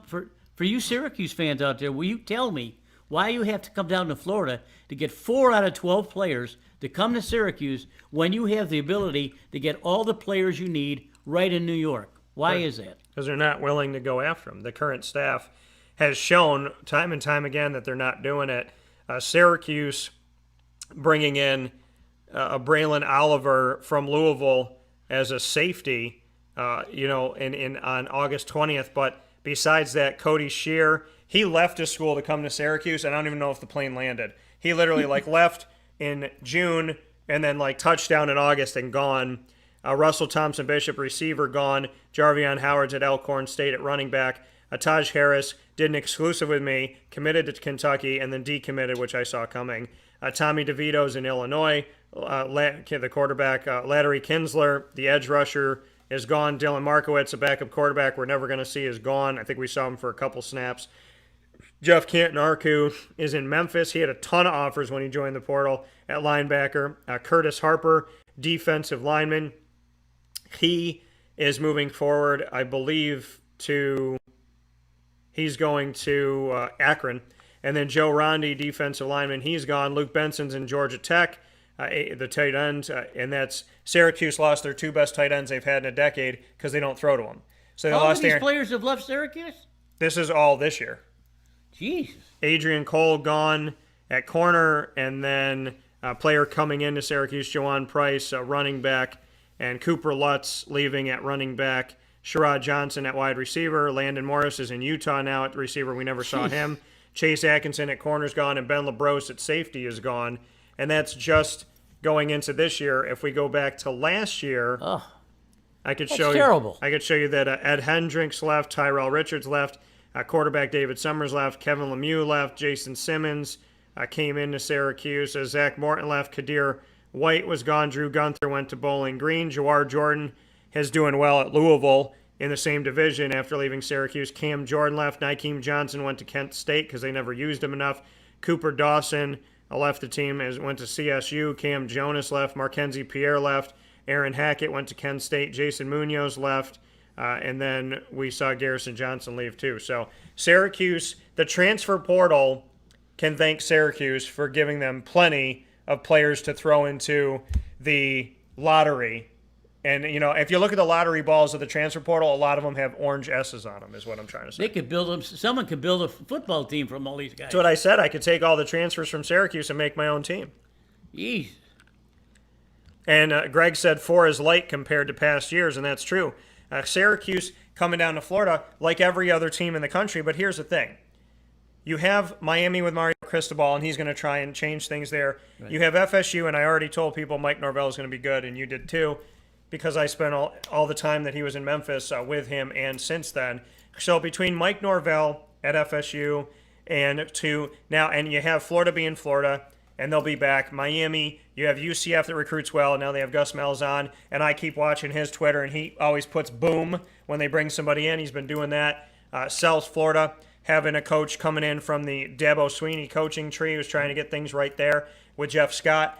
There's so much in Florida that's already in Florida. Then you look at Texas and Georgia and the Carolinas and places that are recruiting out of here. Then you look at successful programs recruiting out of here that are saying to kids, hey, we've already won, we're going to bowl games, we're trying to take the next step with you.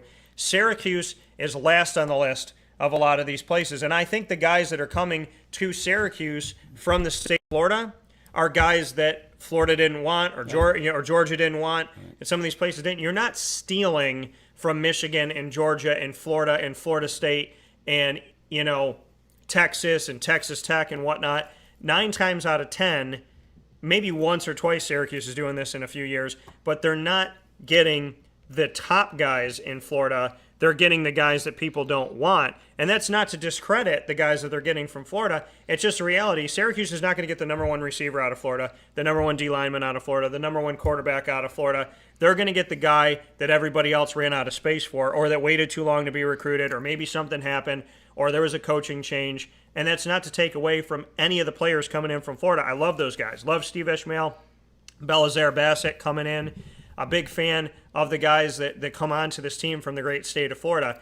What I'm saying is, if the Gators want them, or the Seminoles want them, or the Knights want them, Bulldogs of Georgia want them, or the LSU Tigers want them, Syracuse isn't getting them. That's what I'm trying to say. It's true. It's true. It's a hotbed for recruiting. And frankly, you don't have to go outside the state. You don't have to go outside the South to get all the players you want of the teams you just mentioned. And maybe these are leftover guys that no one wanted, which is a good point. I didn't think about that. Although the ones that I saw last night were 3 stars. They weren't any 4 or 5 stars. So, 3 stars to me is an average player. And I've told you this before with Dino Babers, is that he does more with 3 stars than anyone in the country probably, but he still doesn't win enough. And I don't understand why he's still there, but that's for you and your brethren up there to figure out. I can't answer that question for you. Well, in talking about recruiting, and Michael just echoed a point that I say all the time, is that there is untapped talent in New York, but Dino doesn't recruit it. I mean, what do you do with a coach who says in his press conference on signing day, I have not gone to a single local high school game this year? Not one. I don't. With CBA sending so many guys to D1 FBS that he could ride a tricycle to CBA. Servassier Dennis just went, was at CBA, is now playing for the Pitt Panthers. You look at Stevie Scott that I mentioned from Indiana, that went to Indiana. John Phillips that went to BC. Noah Jordan Williams went to BC as well. And albeit didn't have the career as some of the other guys, but, he moved on. CBA alone has the talent, and he just doesn't go there. Now, recently, there's the thought that he may be building a bridge back to CBA and some of the other schools, and that might be a last-ditch effort to try and save face before he loses his job or maybe tries to somehow keep it. I don't know how Dino keeps his job after year number 7, but it seems like at least in this moment, he's trying to maybe, just maybe, finally listen to me and start talking to these high schools again. I told him to run the ball for years. He ran the ball with Sean Tucker. Look what happened. And I told him to recruit locally, and now he's allegedly reaching out to some coaches. So, Dino, 7 years later, again, I will give you my number, and we could talk. Him and I have a good relationship. We do. But I would love to actually get to just sit and have coffee with him, because the local recruiting and the running the ball thing is something that he should have done 7 years ago. Of course. You bring up good points, and it's up to him to make his right decisions, but he doesn't make. When I see his recruiting list and I see 4 people from Florida, then something's not right. And I didn't see anyone signed from Syracuse on that list. I'm sure he's still recruiting. Maybe he is opening up some lines of communication. If I were him, boy, I would lock on to every big school in this area to try to draft some kids in. So, but he doesn't feel like he needs to do that. Syracuse powers have got to decide whether he's the person that's going to take the team forward. I hate to see you go through this every year with them, but That's the way it is. Definition of insanity. Let's go back to Black Monday. Brian Flores, Matt Nagy, Mike Zimmer, Vic Fangio, Urban Meyer, John Gruden. Of that list, are you surprised? Now, John Gruden and Urban Meyer was was other things beyond football. But looking at Fangio, Zimmer, Nagy, and Flores, I know you said Flores a little bit surprised you, but of this list, who do you think should have had more time? Are you in agreement that these coaches should have been let? I don't want to say in agreement because I never want to promote somebody losing their job. Right. But I guess my question is, who surprises you and who doesn't of the guys that were let go around Black Monday time? Well, I don't think the Denver coach surprised me, but Flores being 8-1 in his last 9 games, that surprised me. I thought he had a good relationship with down there. Nagy is a good coach. I guess I'm surprised by him a little bit. Bringing Dalton back after his injury, and then the last couple of games, him throwing the ball real well. I think Andy Dalton has a future there, and of course bringing along Justin Fields. So I think that Flores and Nagy both surprised me. But you got to win, and you got to win now, and you got to win consistently. For some reason, the powers to be in Miami looked at the Miami program and says they're not making progress. I don't know how you make progress more after an 8-1 ending to your season. So, what do you say to the Miami fans? Why did you let the coach go? I mean, maybe he's got a press conference down there to answer those questions for us, but I don't know why he would let a coach go like that. I thought Flores did a good job. Of course, being a man of color, he did well down there. They got to go through the Rooney Rule to go through the interviewing process again. That takes time, But for our sake up here in Jacksonville, they've already done the Rooney Rule with Caldwell and Leftwich. So we'll see where it goes. I want to see the best man, the best available person get the job here, not in Syracuse or anywhere else or Miami. Here's what I'm worried about, because I want to think about it all summer long. I want to read good things about the Jaguars. I know that they draft well, and I want to see a vision from the new coach going forward. Yeah, and I think when we look around the NFL, I think, these are the coaches I consider to be safe, and you can tell me if you disagree, but Cliff Kingsbury in Arizona, I think, John Harbaugh with Baltimore, Sean McDermott with Buffalo. I think Matt Rule is okay right now in Carolina. Zach Taylor with Cincinnati, obviously. Kevin Stefanski with Cleveland. It'll be interesting to see that one. I think Mike McCarthy's okay in Dallas. And then as far as Matt LaFleur, of course, with Green Bay. And then I would say Andy Reid in Kansas City. Brandon Staley with the Chargers. Sean McVay with the Rams. And then from there, we look at Bill Belichick, of course, with the Patriots. Sean Payton with the Saints. Robert Saleh with the Jets, I think is okay. Nick Sirianni with the Eagles. Mike Tomlin, of course, with the Steelers. Kyle Shanahan with the Niners. And then Bruce Arians with the Bucs. Mike Vrabel with the Titans. And Ron Rivera with Washington. Those coaches are safe. The coaches that I still think we could see on the chopping block, Arthur Smith with the Falcons. I think we could see that. I know he just got there, but this Falcons team just didn't look. They just were weird. But he went 7-10. So Arthur Smith may be okay. But I think on my list, I would say Arthur Smith could be a guy they don't give enough time to. Kevin Stefanski of the Browns, I think, could be a guy that they could let go. Looking at it again, Dan Campbell of the Lions, I think is a guy they could. But I think the coaches that I really think that weren't like newbies coming into their teams, I think the coaches that could be on the chopping block right now in a very real way, Frank Reich with the Colts after the way that they ended things, losing to the Jaguars. So I think Pete Carroll and Frank Reich are two names that I think we could see fall off, and Joe Judge of the Giants. Stefanski is so-so with me. I think a lot of people are blaming Baker Mayfield for the problems, but if Stefanski's going to stay, he's got to fix Baker Mayfield. If they lose Stefanski, then perhaps maybe Baker Mayfield is trade bait or something. Frank Reich from Indianapolis, I don't think he goes anywhere. I think he's a good coach. He's got a good offensive mind. He's got a good quarterback. They look at the Colts. You got to look into themselves. The Colts got beat by the better team yesterday. It's hard for us to say that the Jaguars are better than anyone. Yeah. But yesterday, they looked better and played better than the Colts. They did more. They got the line of scrimmage on both sides, Yeah. and they won. So, the coach is saying, well, I'm shocked and all this kind of stuff. Well, you didn't do the job, coach, but I think his job is safe. I love Campbell at Detroit. I think they need to let him continue there. Jim Goff is no slouch. I think Jim Goff's going to be a good quarterback for him. He's an offensive guy too. I like Campbell. Who else did you say? Like I said, of this list, I think Frank Reich and Pete Carroll. Well, Pete Carroll, boy, he's a fixture in NFL. I also think Joe Judge. Yeah. Could all be on the chopping Yeah, I think block. Joe Judge is gone, but boy, you gotta. They were grasping at straws to bring in Joe Judge. Yeah. It was like literally anybody on the Patriots staff could have been the water boy. They were going to bring him in. So, I think, there's a lot of coaches that are safe, but ultimately, if I'm Stefanski or I'm Campbell, I'm a little bit concerned because Brian Flores won 8 of the last 9 games, like you said. So that doesn't make, if you're Miami, think about this.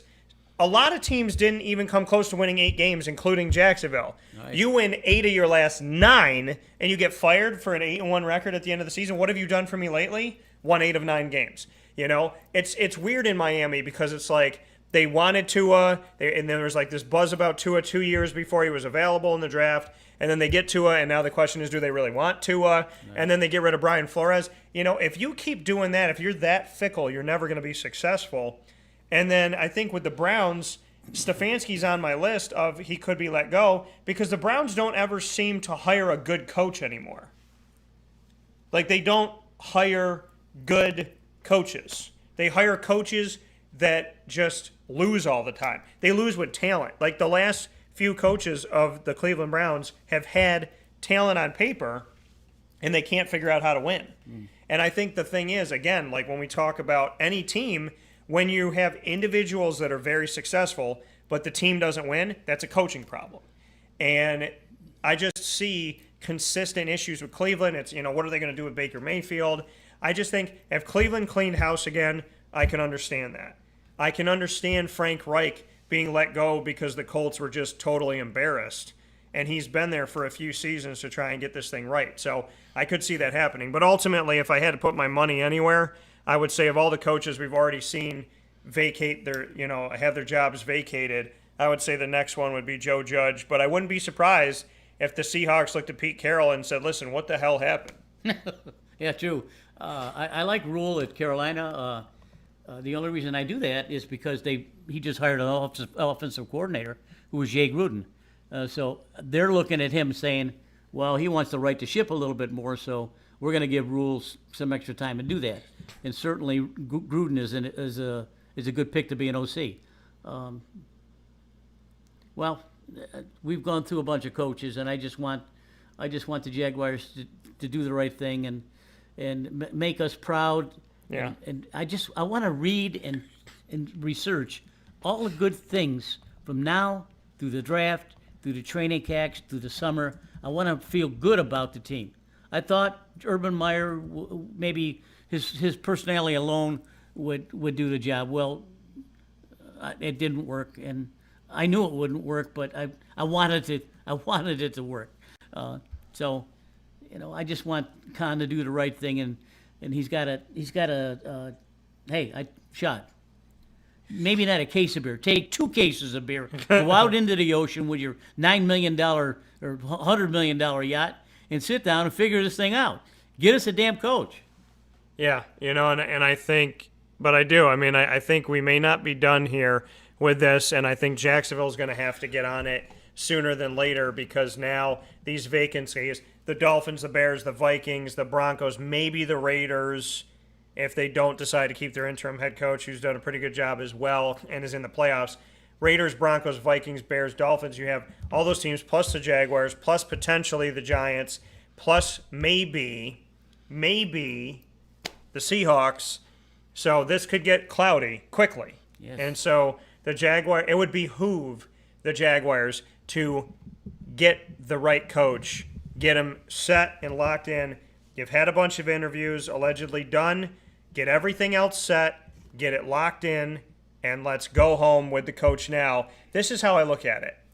When prom's coming around, you ask that girl, you lock her in early before you get anybody else coming after her. So you think about, here are the 5, 6 girls I want to ask. You picked it, you put that, okay, this is my top girl that I want to ask to come to the prom with me. And you go down that line. And by the time you're done, you better have that prom date before anybody else is even thinking about prom. That's what the Jaguars have to do. You dance with the girl that wants to dance with you. And in order to do that, you go to the dance, you see what's up, you see how everybody's dancing, you get a vibe, and you already have your date, and you're already on the dance floor before people have even gotten out of their chairs. That's what I like Pete Carroll in this situation. If they're gonna get rid of Pete Carroll, I can see him coming over here talking about being a teacher. Now that guy can coach and teach. Yeah. Also, I read yesterday a pundit that Mike Tomlin might even be up for interviewing for the job. And that, of course, major disappointment to Pittsburgh now because they're not going to be in the playoffs. No, they are in the playoffs. They are in the playoffs? Yeah. Oh, okay. Because the game didn't tie, so they did make it. Oh, okay. 7th right. seed. Yeah. PJ and I had to talk about like the 9 million ways the Steelers could make and it. I couldn't figure it out. I'm glad you could. Yeah. Well, the NFL helped me. I can't take credit. So, yeah, it was a very interesting thing. And to jump into that, to look at the playoffs, we went into Week 18 with Cincinnati, Kansas City, Tennessee, Buffalo, New England all wrapped up. Baltimore had a shot, but they didn't win, and they needed to do that and have a bunch of other things happen. The Colts needed to win, or they needed to win or tie, or have the Chargers lose, which happened, and Baltimore Pitt tie, which they didn't. Or they needed Pitt to lose in another scenario, and that didn't happen, so the Colts were bumped out. The Raiders and the Chargers, we'll get to that in a second. The Steelers needed to win. They did. They needed Indy to lose, which I said would not happen, and the Jaguars proved me wrong, which I love. And they needed the Las Vegas, Los Angeles Chargers game to not end in a tie, which it almost did. Yeah. So everybody thought the Steelers are in. After the Jaguars won over the Colts and helped the Steelers inadvertently, and the Steelers won, yeah. After that all happened, PJ's going to step away here for a second, but after that all happened, we were in a situation where nobody thought that the Raiders-Chargers game was going to end in a tie, and it did. Or it almost did. And if that had happened, then in the 11th hour, literally, not even the 11th hour, in the new day, we would have seen the Chargers and the Raiders make the playoffs and knock out the Pittsburgh Steelers, which would have been absolutely, positively insane. And so, that was something that we were not, I don't think the NFL world was prepared for, was to see a Chargers-Raiders tie, because it was unlikely. It's so unlikely that any team is going to tie. We see a couple of them a year. In 17 weeks, now 18 weeks in a season, we may see 2 or 3 ties in every game played in the NFL. And to have the last game of this season end in a tie would have been absolutely, positively insane. So, yeah, and Greg said take advantage of the head start. Yeah, and Greg, the Browns have had some success recently, but let's face it, the Browns for the last 4 years have had talent, and they haven't shown a result with the talent that they have. There's no excuse. They have the talent. They should be winning. And this year, with all the COVID stuff and all the injuries and Kareem Hunt and Nick Chubb and Baker Mayfield saga and all that stuff, it's been really difficult. Odell Beckham didn't work in Cleveland, so we saw a lot of issues there. And, so that's obviously been, I think, ultimately Cleveland can say, okay, Stefanski, you dealt with a lot of stuff out of your control this year with injuries and with COVID. But the Cleveland Browns have consistently in the last few seasons not done what they needed to do with the talent that they had. And that's been a glaring issue, is they need to start winning. So the Steelers get into the playoffs because, and listen, at the end of the game, if the Raiders wanted to, do a solid to their cohorts in the AFC West, they could have just taken a knee and said, okay, Chargers, we don't have to play you in the playoffs. You go have fun. We'll go have fun. Screw the Steelers. Right. But they didn't. They played to win the game, which is what you're supposed to do. Right. And we watched the game. We stayed up past midnight. What are your thoughts on the fact that in order for the Steelers, I thought the Steelers had the toughest road of any other team, arguably, to get in. They needed to win over the Ravens. They needed Indianapolis to lose, which I don't think anybody saw coming to the Jaguars. And then they needed the Raiders-Chargers game to not end in a tie. They win. They see the Jaguars beat the Colts. And then they think there's no way in Sam hell that a game's going to end in a tie when only 2 or 3 games all season end in a tie. And you and I are watching a game that goes down to the last 2 seconds. In so many things happened in the game yesterday. But what are your thoughts on the fact that the Steeler fans went to bed thinking, we got this, and woke up this morning going, holy crap, we almost didn't get this? Almost get it. I'm being selfish. I want to see Ben Roethlisberger keep playing. So did I. And I want to see him somehow. I think he's going to muster up enough courage and ability in his body that's probably breaking down, and his mind is breaking down. Yeah. I don't know how many more years a guy like that can take it, but I want to see him play football, and I want to see him play at a high level, and I want to see Pittsburgh do well. Over under that Big Ben called Derek Carr and Justin Herbert and made side deals with both of them to get him in the playoffs. That's a good one. I like that. Yeah, he's probably got more money than all those guys put together. He probably did make a meal. I'll give you $1 million for throwing a game, kid. Right. Now, one guy who did not throw a game gave it all they had, and you gotta. And I'm sure he's probably sitting there today saying, what could I do better? Because he seems like that type of kid.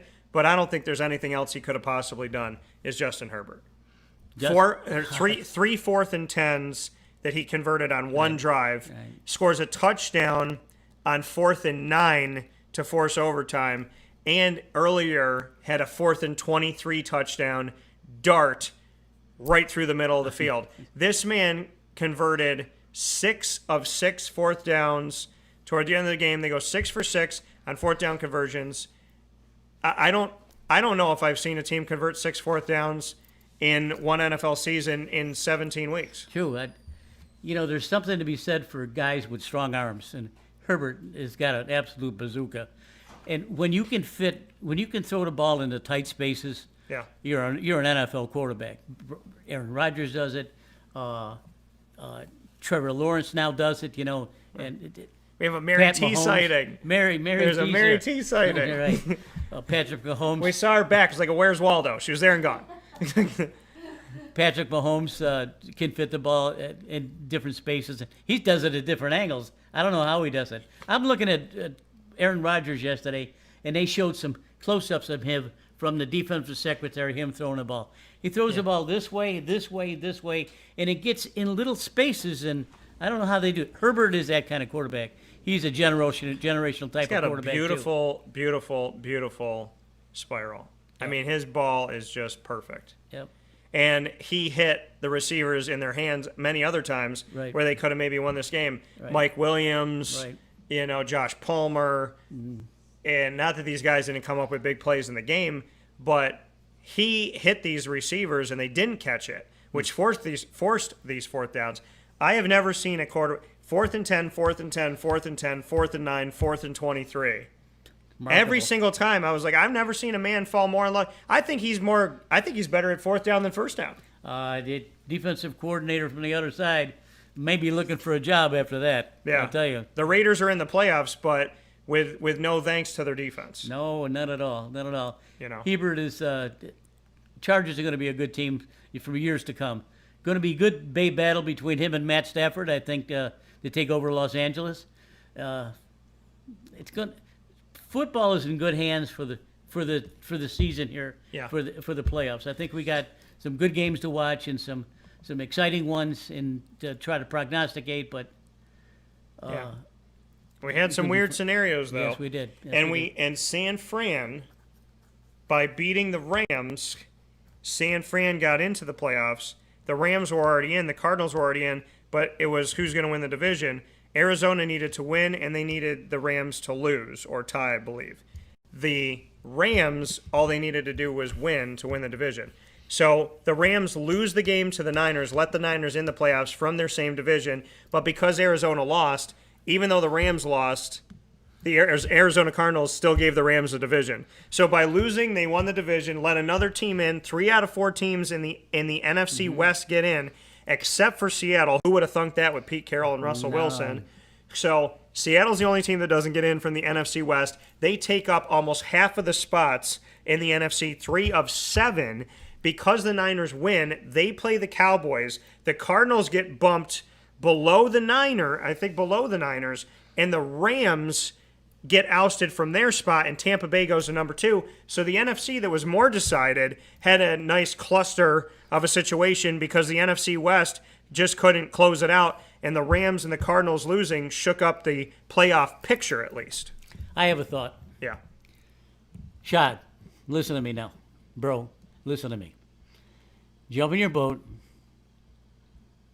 Go south. Oh, no, the Cardinals are so above. Go through the Panama Canal. Yeah. Go all the way up the coast to Pete Carroll and sit down and talk to him about taking over the Jaguars job. If he's on thin ice up there, Yeah. get your big old 9 million, quadruple million boat up there to talk to him, because I think he would be a good fit for Jacksonville. He would love to teach Trevor Howard football. Trevor Lawrence. I like that. I like that scenario, Daniel. I do. Well, you know what? If his vote's not available, he can ask Jerry Jones for one of his 4. That's true. You know. Yep. So the Cardinals are 5th, the Rams are 4th, and the Niners are 6th. So 4, 5, and 6 all taken up by the NFC West. Playoff picture looks as such, and you and I will talk about it later in the week, but just to let people know, in Super Wild Card Weekend with 7 teams in now instead of 6, we have the Raiders at the Bengals 5 versus 4, Patriots at the Bills round 3, 6 versus 3, and they're tied 1-1 this season. And then we have the Eagles 7 seed against the Bucks, 2 seed, which is in the NFC. Niners Cowboys 6 versus 3 in the NFC, and then AFC Steelers at Chiefs 7 versus 2. Don't count out the Steelers and Big Ben yet in that Chiefs game. And then we have the Cardinals at the Rams 5 versus 4, and then we'll go from there. The only 2 teams to get byes, the Packers on one side for Miss Mary T, and I'm sorry, the Tennessee Titans are the best team in the AFC without Derrick Henry for half the year. How in the hell did they do that? Mike Vrabel deserves a raise. Mike Vrabel is a good coach. He deserves a raise. He was a great linebacker for New England all those years. He learned a lot by playing and probably coaching under the Lobster Bowl captain. So he brings all his stuff to Tennessee, and he's rolling. He's rolling. Derrick Henry absolutely is frightening when he has a ball in his hand. If I was a 6 foot, 200-pound defensive back, I would just move out of the way before he came through. Well, and the thing is Derrick Henry not even being he's going to play though. But think about that. Think about what they did. The Tennessee Titans didn't make the playoffs. They're the number 1 seed, above the Bills, above the surging Bengals, above the Patriots. That's right. They're the number 1 team without Derrick Henry. The Patriots had no business being in this conversation either. Who'd have thunk that the Patriots is going to be 12-6 or 12-5 or whatever they were, 12-4? They just, they had no business being in the playoffs this year because of the rookie quarterback and Belichick losing Brady and everything like that. So, well, Belichick, I said 1 year removed, seeing Brady do it without him. Right. No hell hath no fury, like a Belichick scorned. Right. The worst thing that you could do is have him see Tom Brady not only in the playoffs, but win a Super Bowl with a 2-4 win team without him. And that happening, Belichick spent a ton. I said he was like an ex-wife or ex-husband. He got that first check. He spent all that money on free agency. He was buying all kinds of, got 9 cars at the house and doing all kinds of stuff to make sure that they could get to where they did. And I told you, if the Patriots have Mac Jones fall to them at 15, he's going to make something out of that guy, and they're going to be okay. So did I think they're going to be this good? No. But Mac Jones, he just made sense to me to fit there, and shame on the NFL for letting that happen. So this is where we are right now. And our final conversation, PJ, is going to be on the Alabama-Georgia College Football National Championship. The last time they played 3 years ago, and the only time they were in the College Football Playoff Championship together in 2018, I was here in St. Augustine. That's right. Because of virtual, I get to be credentialed, interview Alabama and Georgia, and be with Mary T and Papa Joe. I get to be in my second home of Florida for Wake Up Call. I get to be with those that I love. I get to cover the team. I get to do interviews. I got the perfect scenario on a Monday night. Absolutely. Who says Mondays suck? Not me. So, with that being said, Alabama, Georgia. Georgia better on paper for who they beat and how they beat them, but Alabama has Nick Saban, and that man is a very, very difficult one to go through. What do you think about the game that we're about to turn around here in a few hours and watch on the TV over my shoulder? I can't wait. I don't see Alabama slipping up here at all. If I were a gambling guy, I think I would probably check in the odds every hour maybe and see what the point spread is. If the point spread keeps going up, then Saban is in the barn. If the point spread keeps going down, Georgia's creeping in. There's going to be a lot of late money on this game, and sometimes that changes the way people view things. And me being from the old gambling industry, that's what I look for. I look for trends like that. On paper, you're saying Georgia did a better job. They certainly did. But when you already beat Georgia once this year, and now you got 3 weeks to beat them again. Yeah. You know that you can't not like Nick Saban in this particular situation. If Georgia wins this game, it's not because of talent.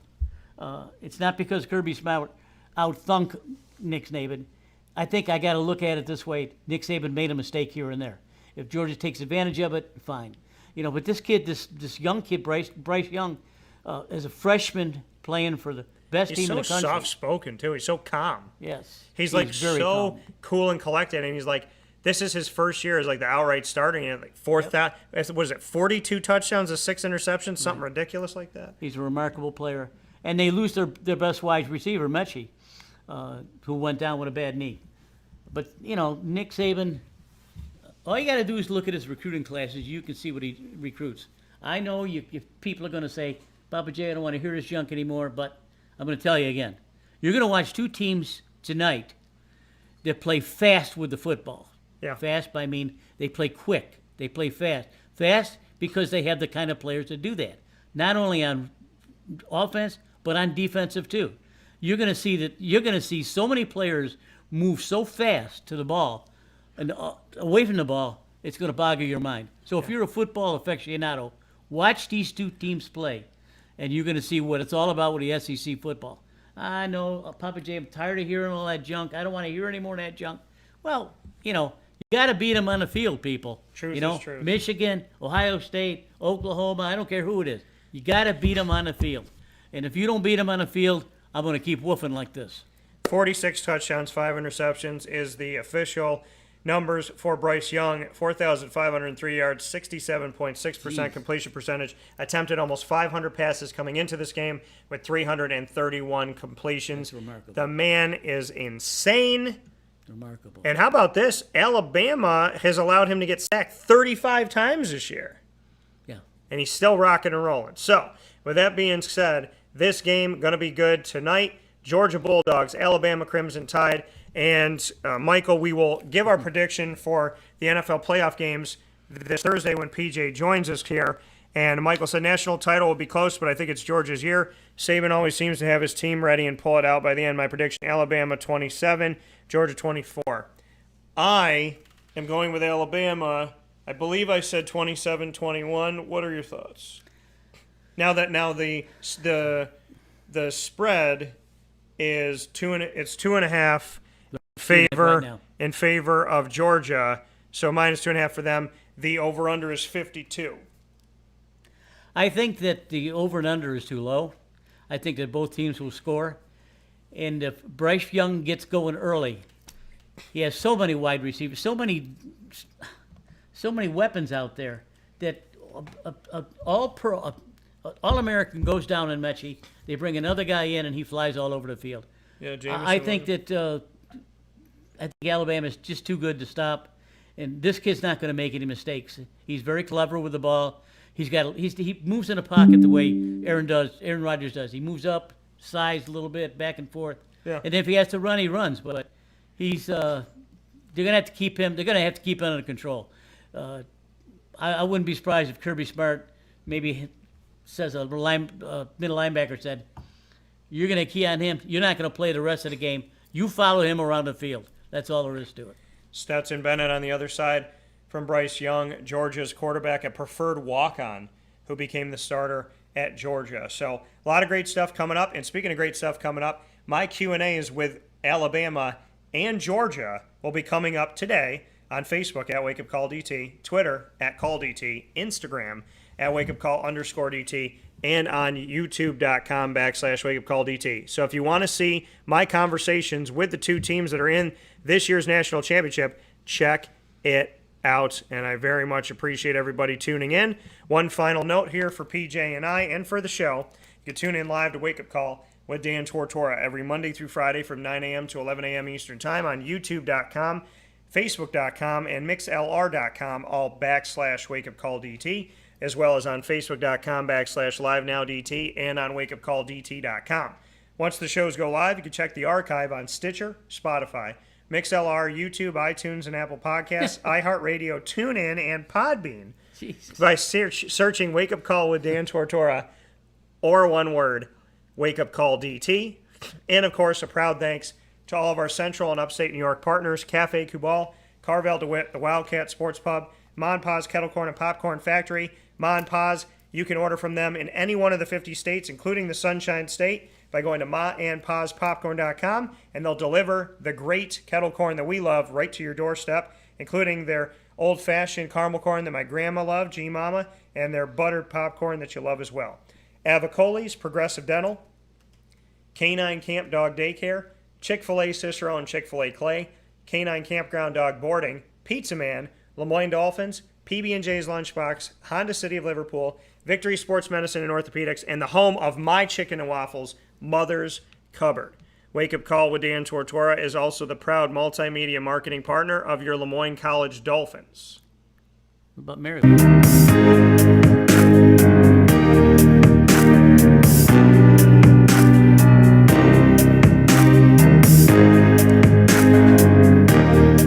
And in connection with those Lemoyne College Dolphins, we have our Dolphin Time every Wednesday at 9 a.m. Eastern Time, every first and third Wednesday of the month.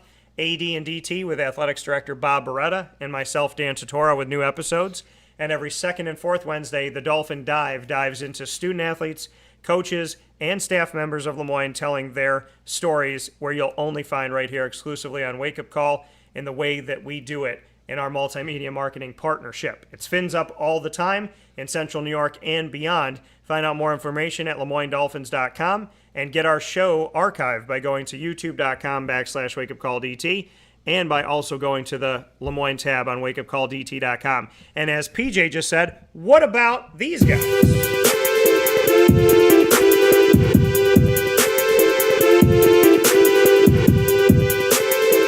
Marywood University, also a proud multimedia marketing partner here with Wake Up Call with Dan Tortora and Dan Tortora Broadcast Media. It's Pacer Pride every single month for my alma mater. And the Marywood Pacers join me in exclusive content every Friday to round out the week in our Pacer Pride segments with Executive Director of Athletics, Pat Murphy, student athletes, and coaches. Find out what's coming up from Marywood this month, and you can get our archive by going to youtube.com /Wake Up Call DT and subscribing, as well as going to the Marywood tab on wakeupcalldt.com. Find out more at marywoodpacers.com, and of course, it's always Pacer Pride because Pacers never stop. With that being said, for Black Monday, Jaguars Victory Monday, building on momentum, a crazy wacky finish to the first ever Week 18 in the NFL, a playoff picture that nobody could have predicted the way that it happened, including Steeler fans who had to stay up past midnight, and the national championship coming your way.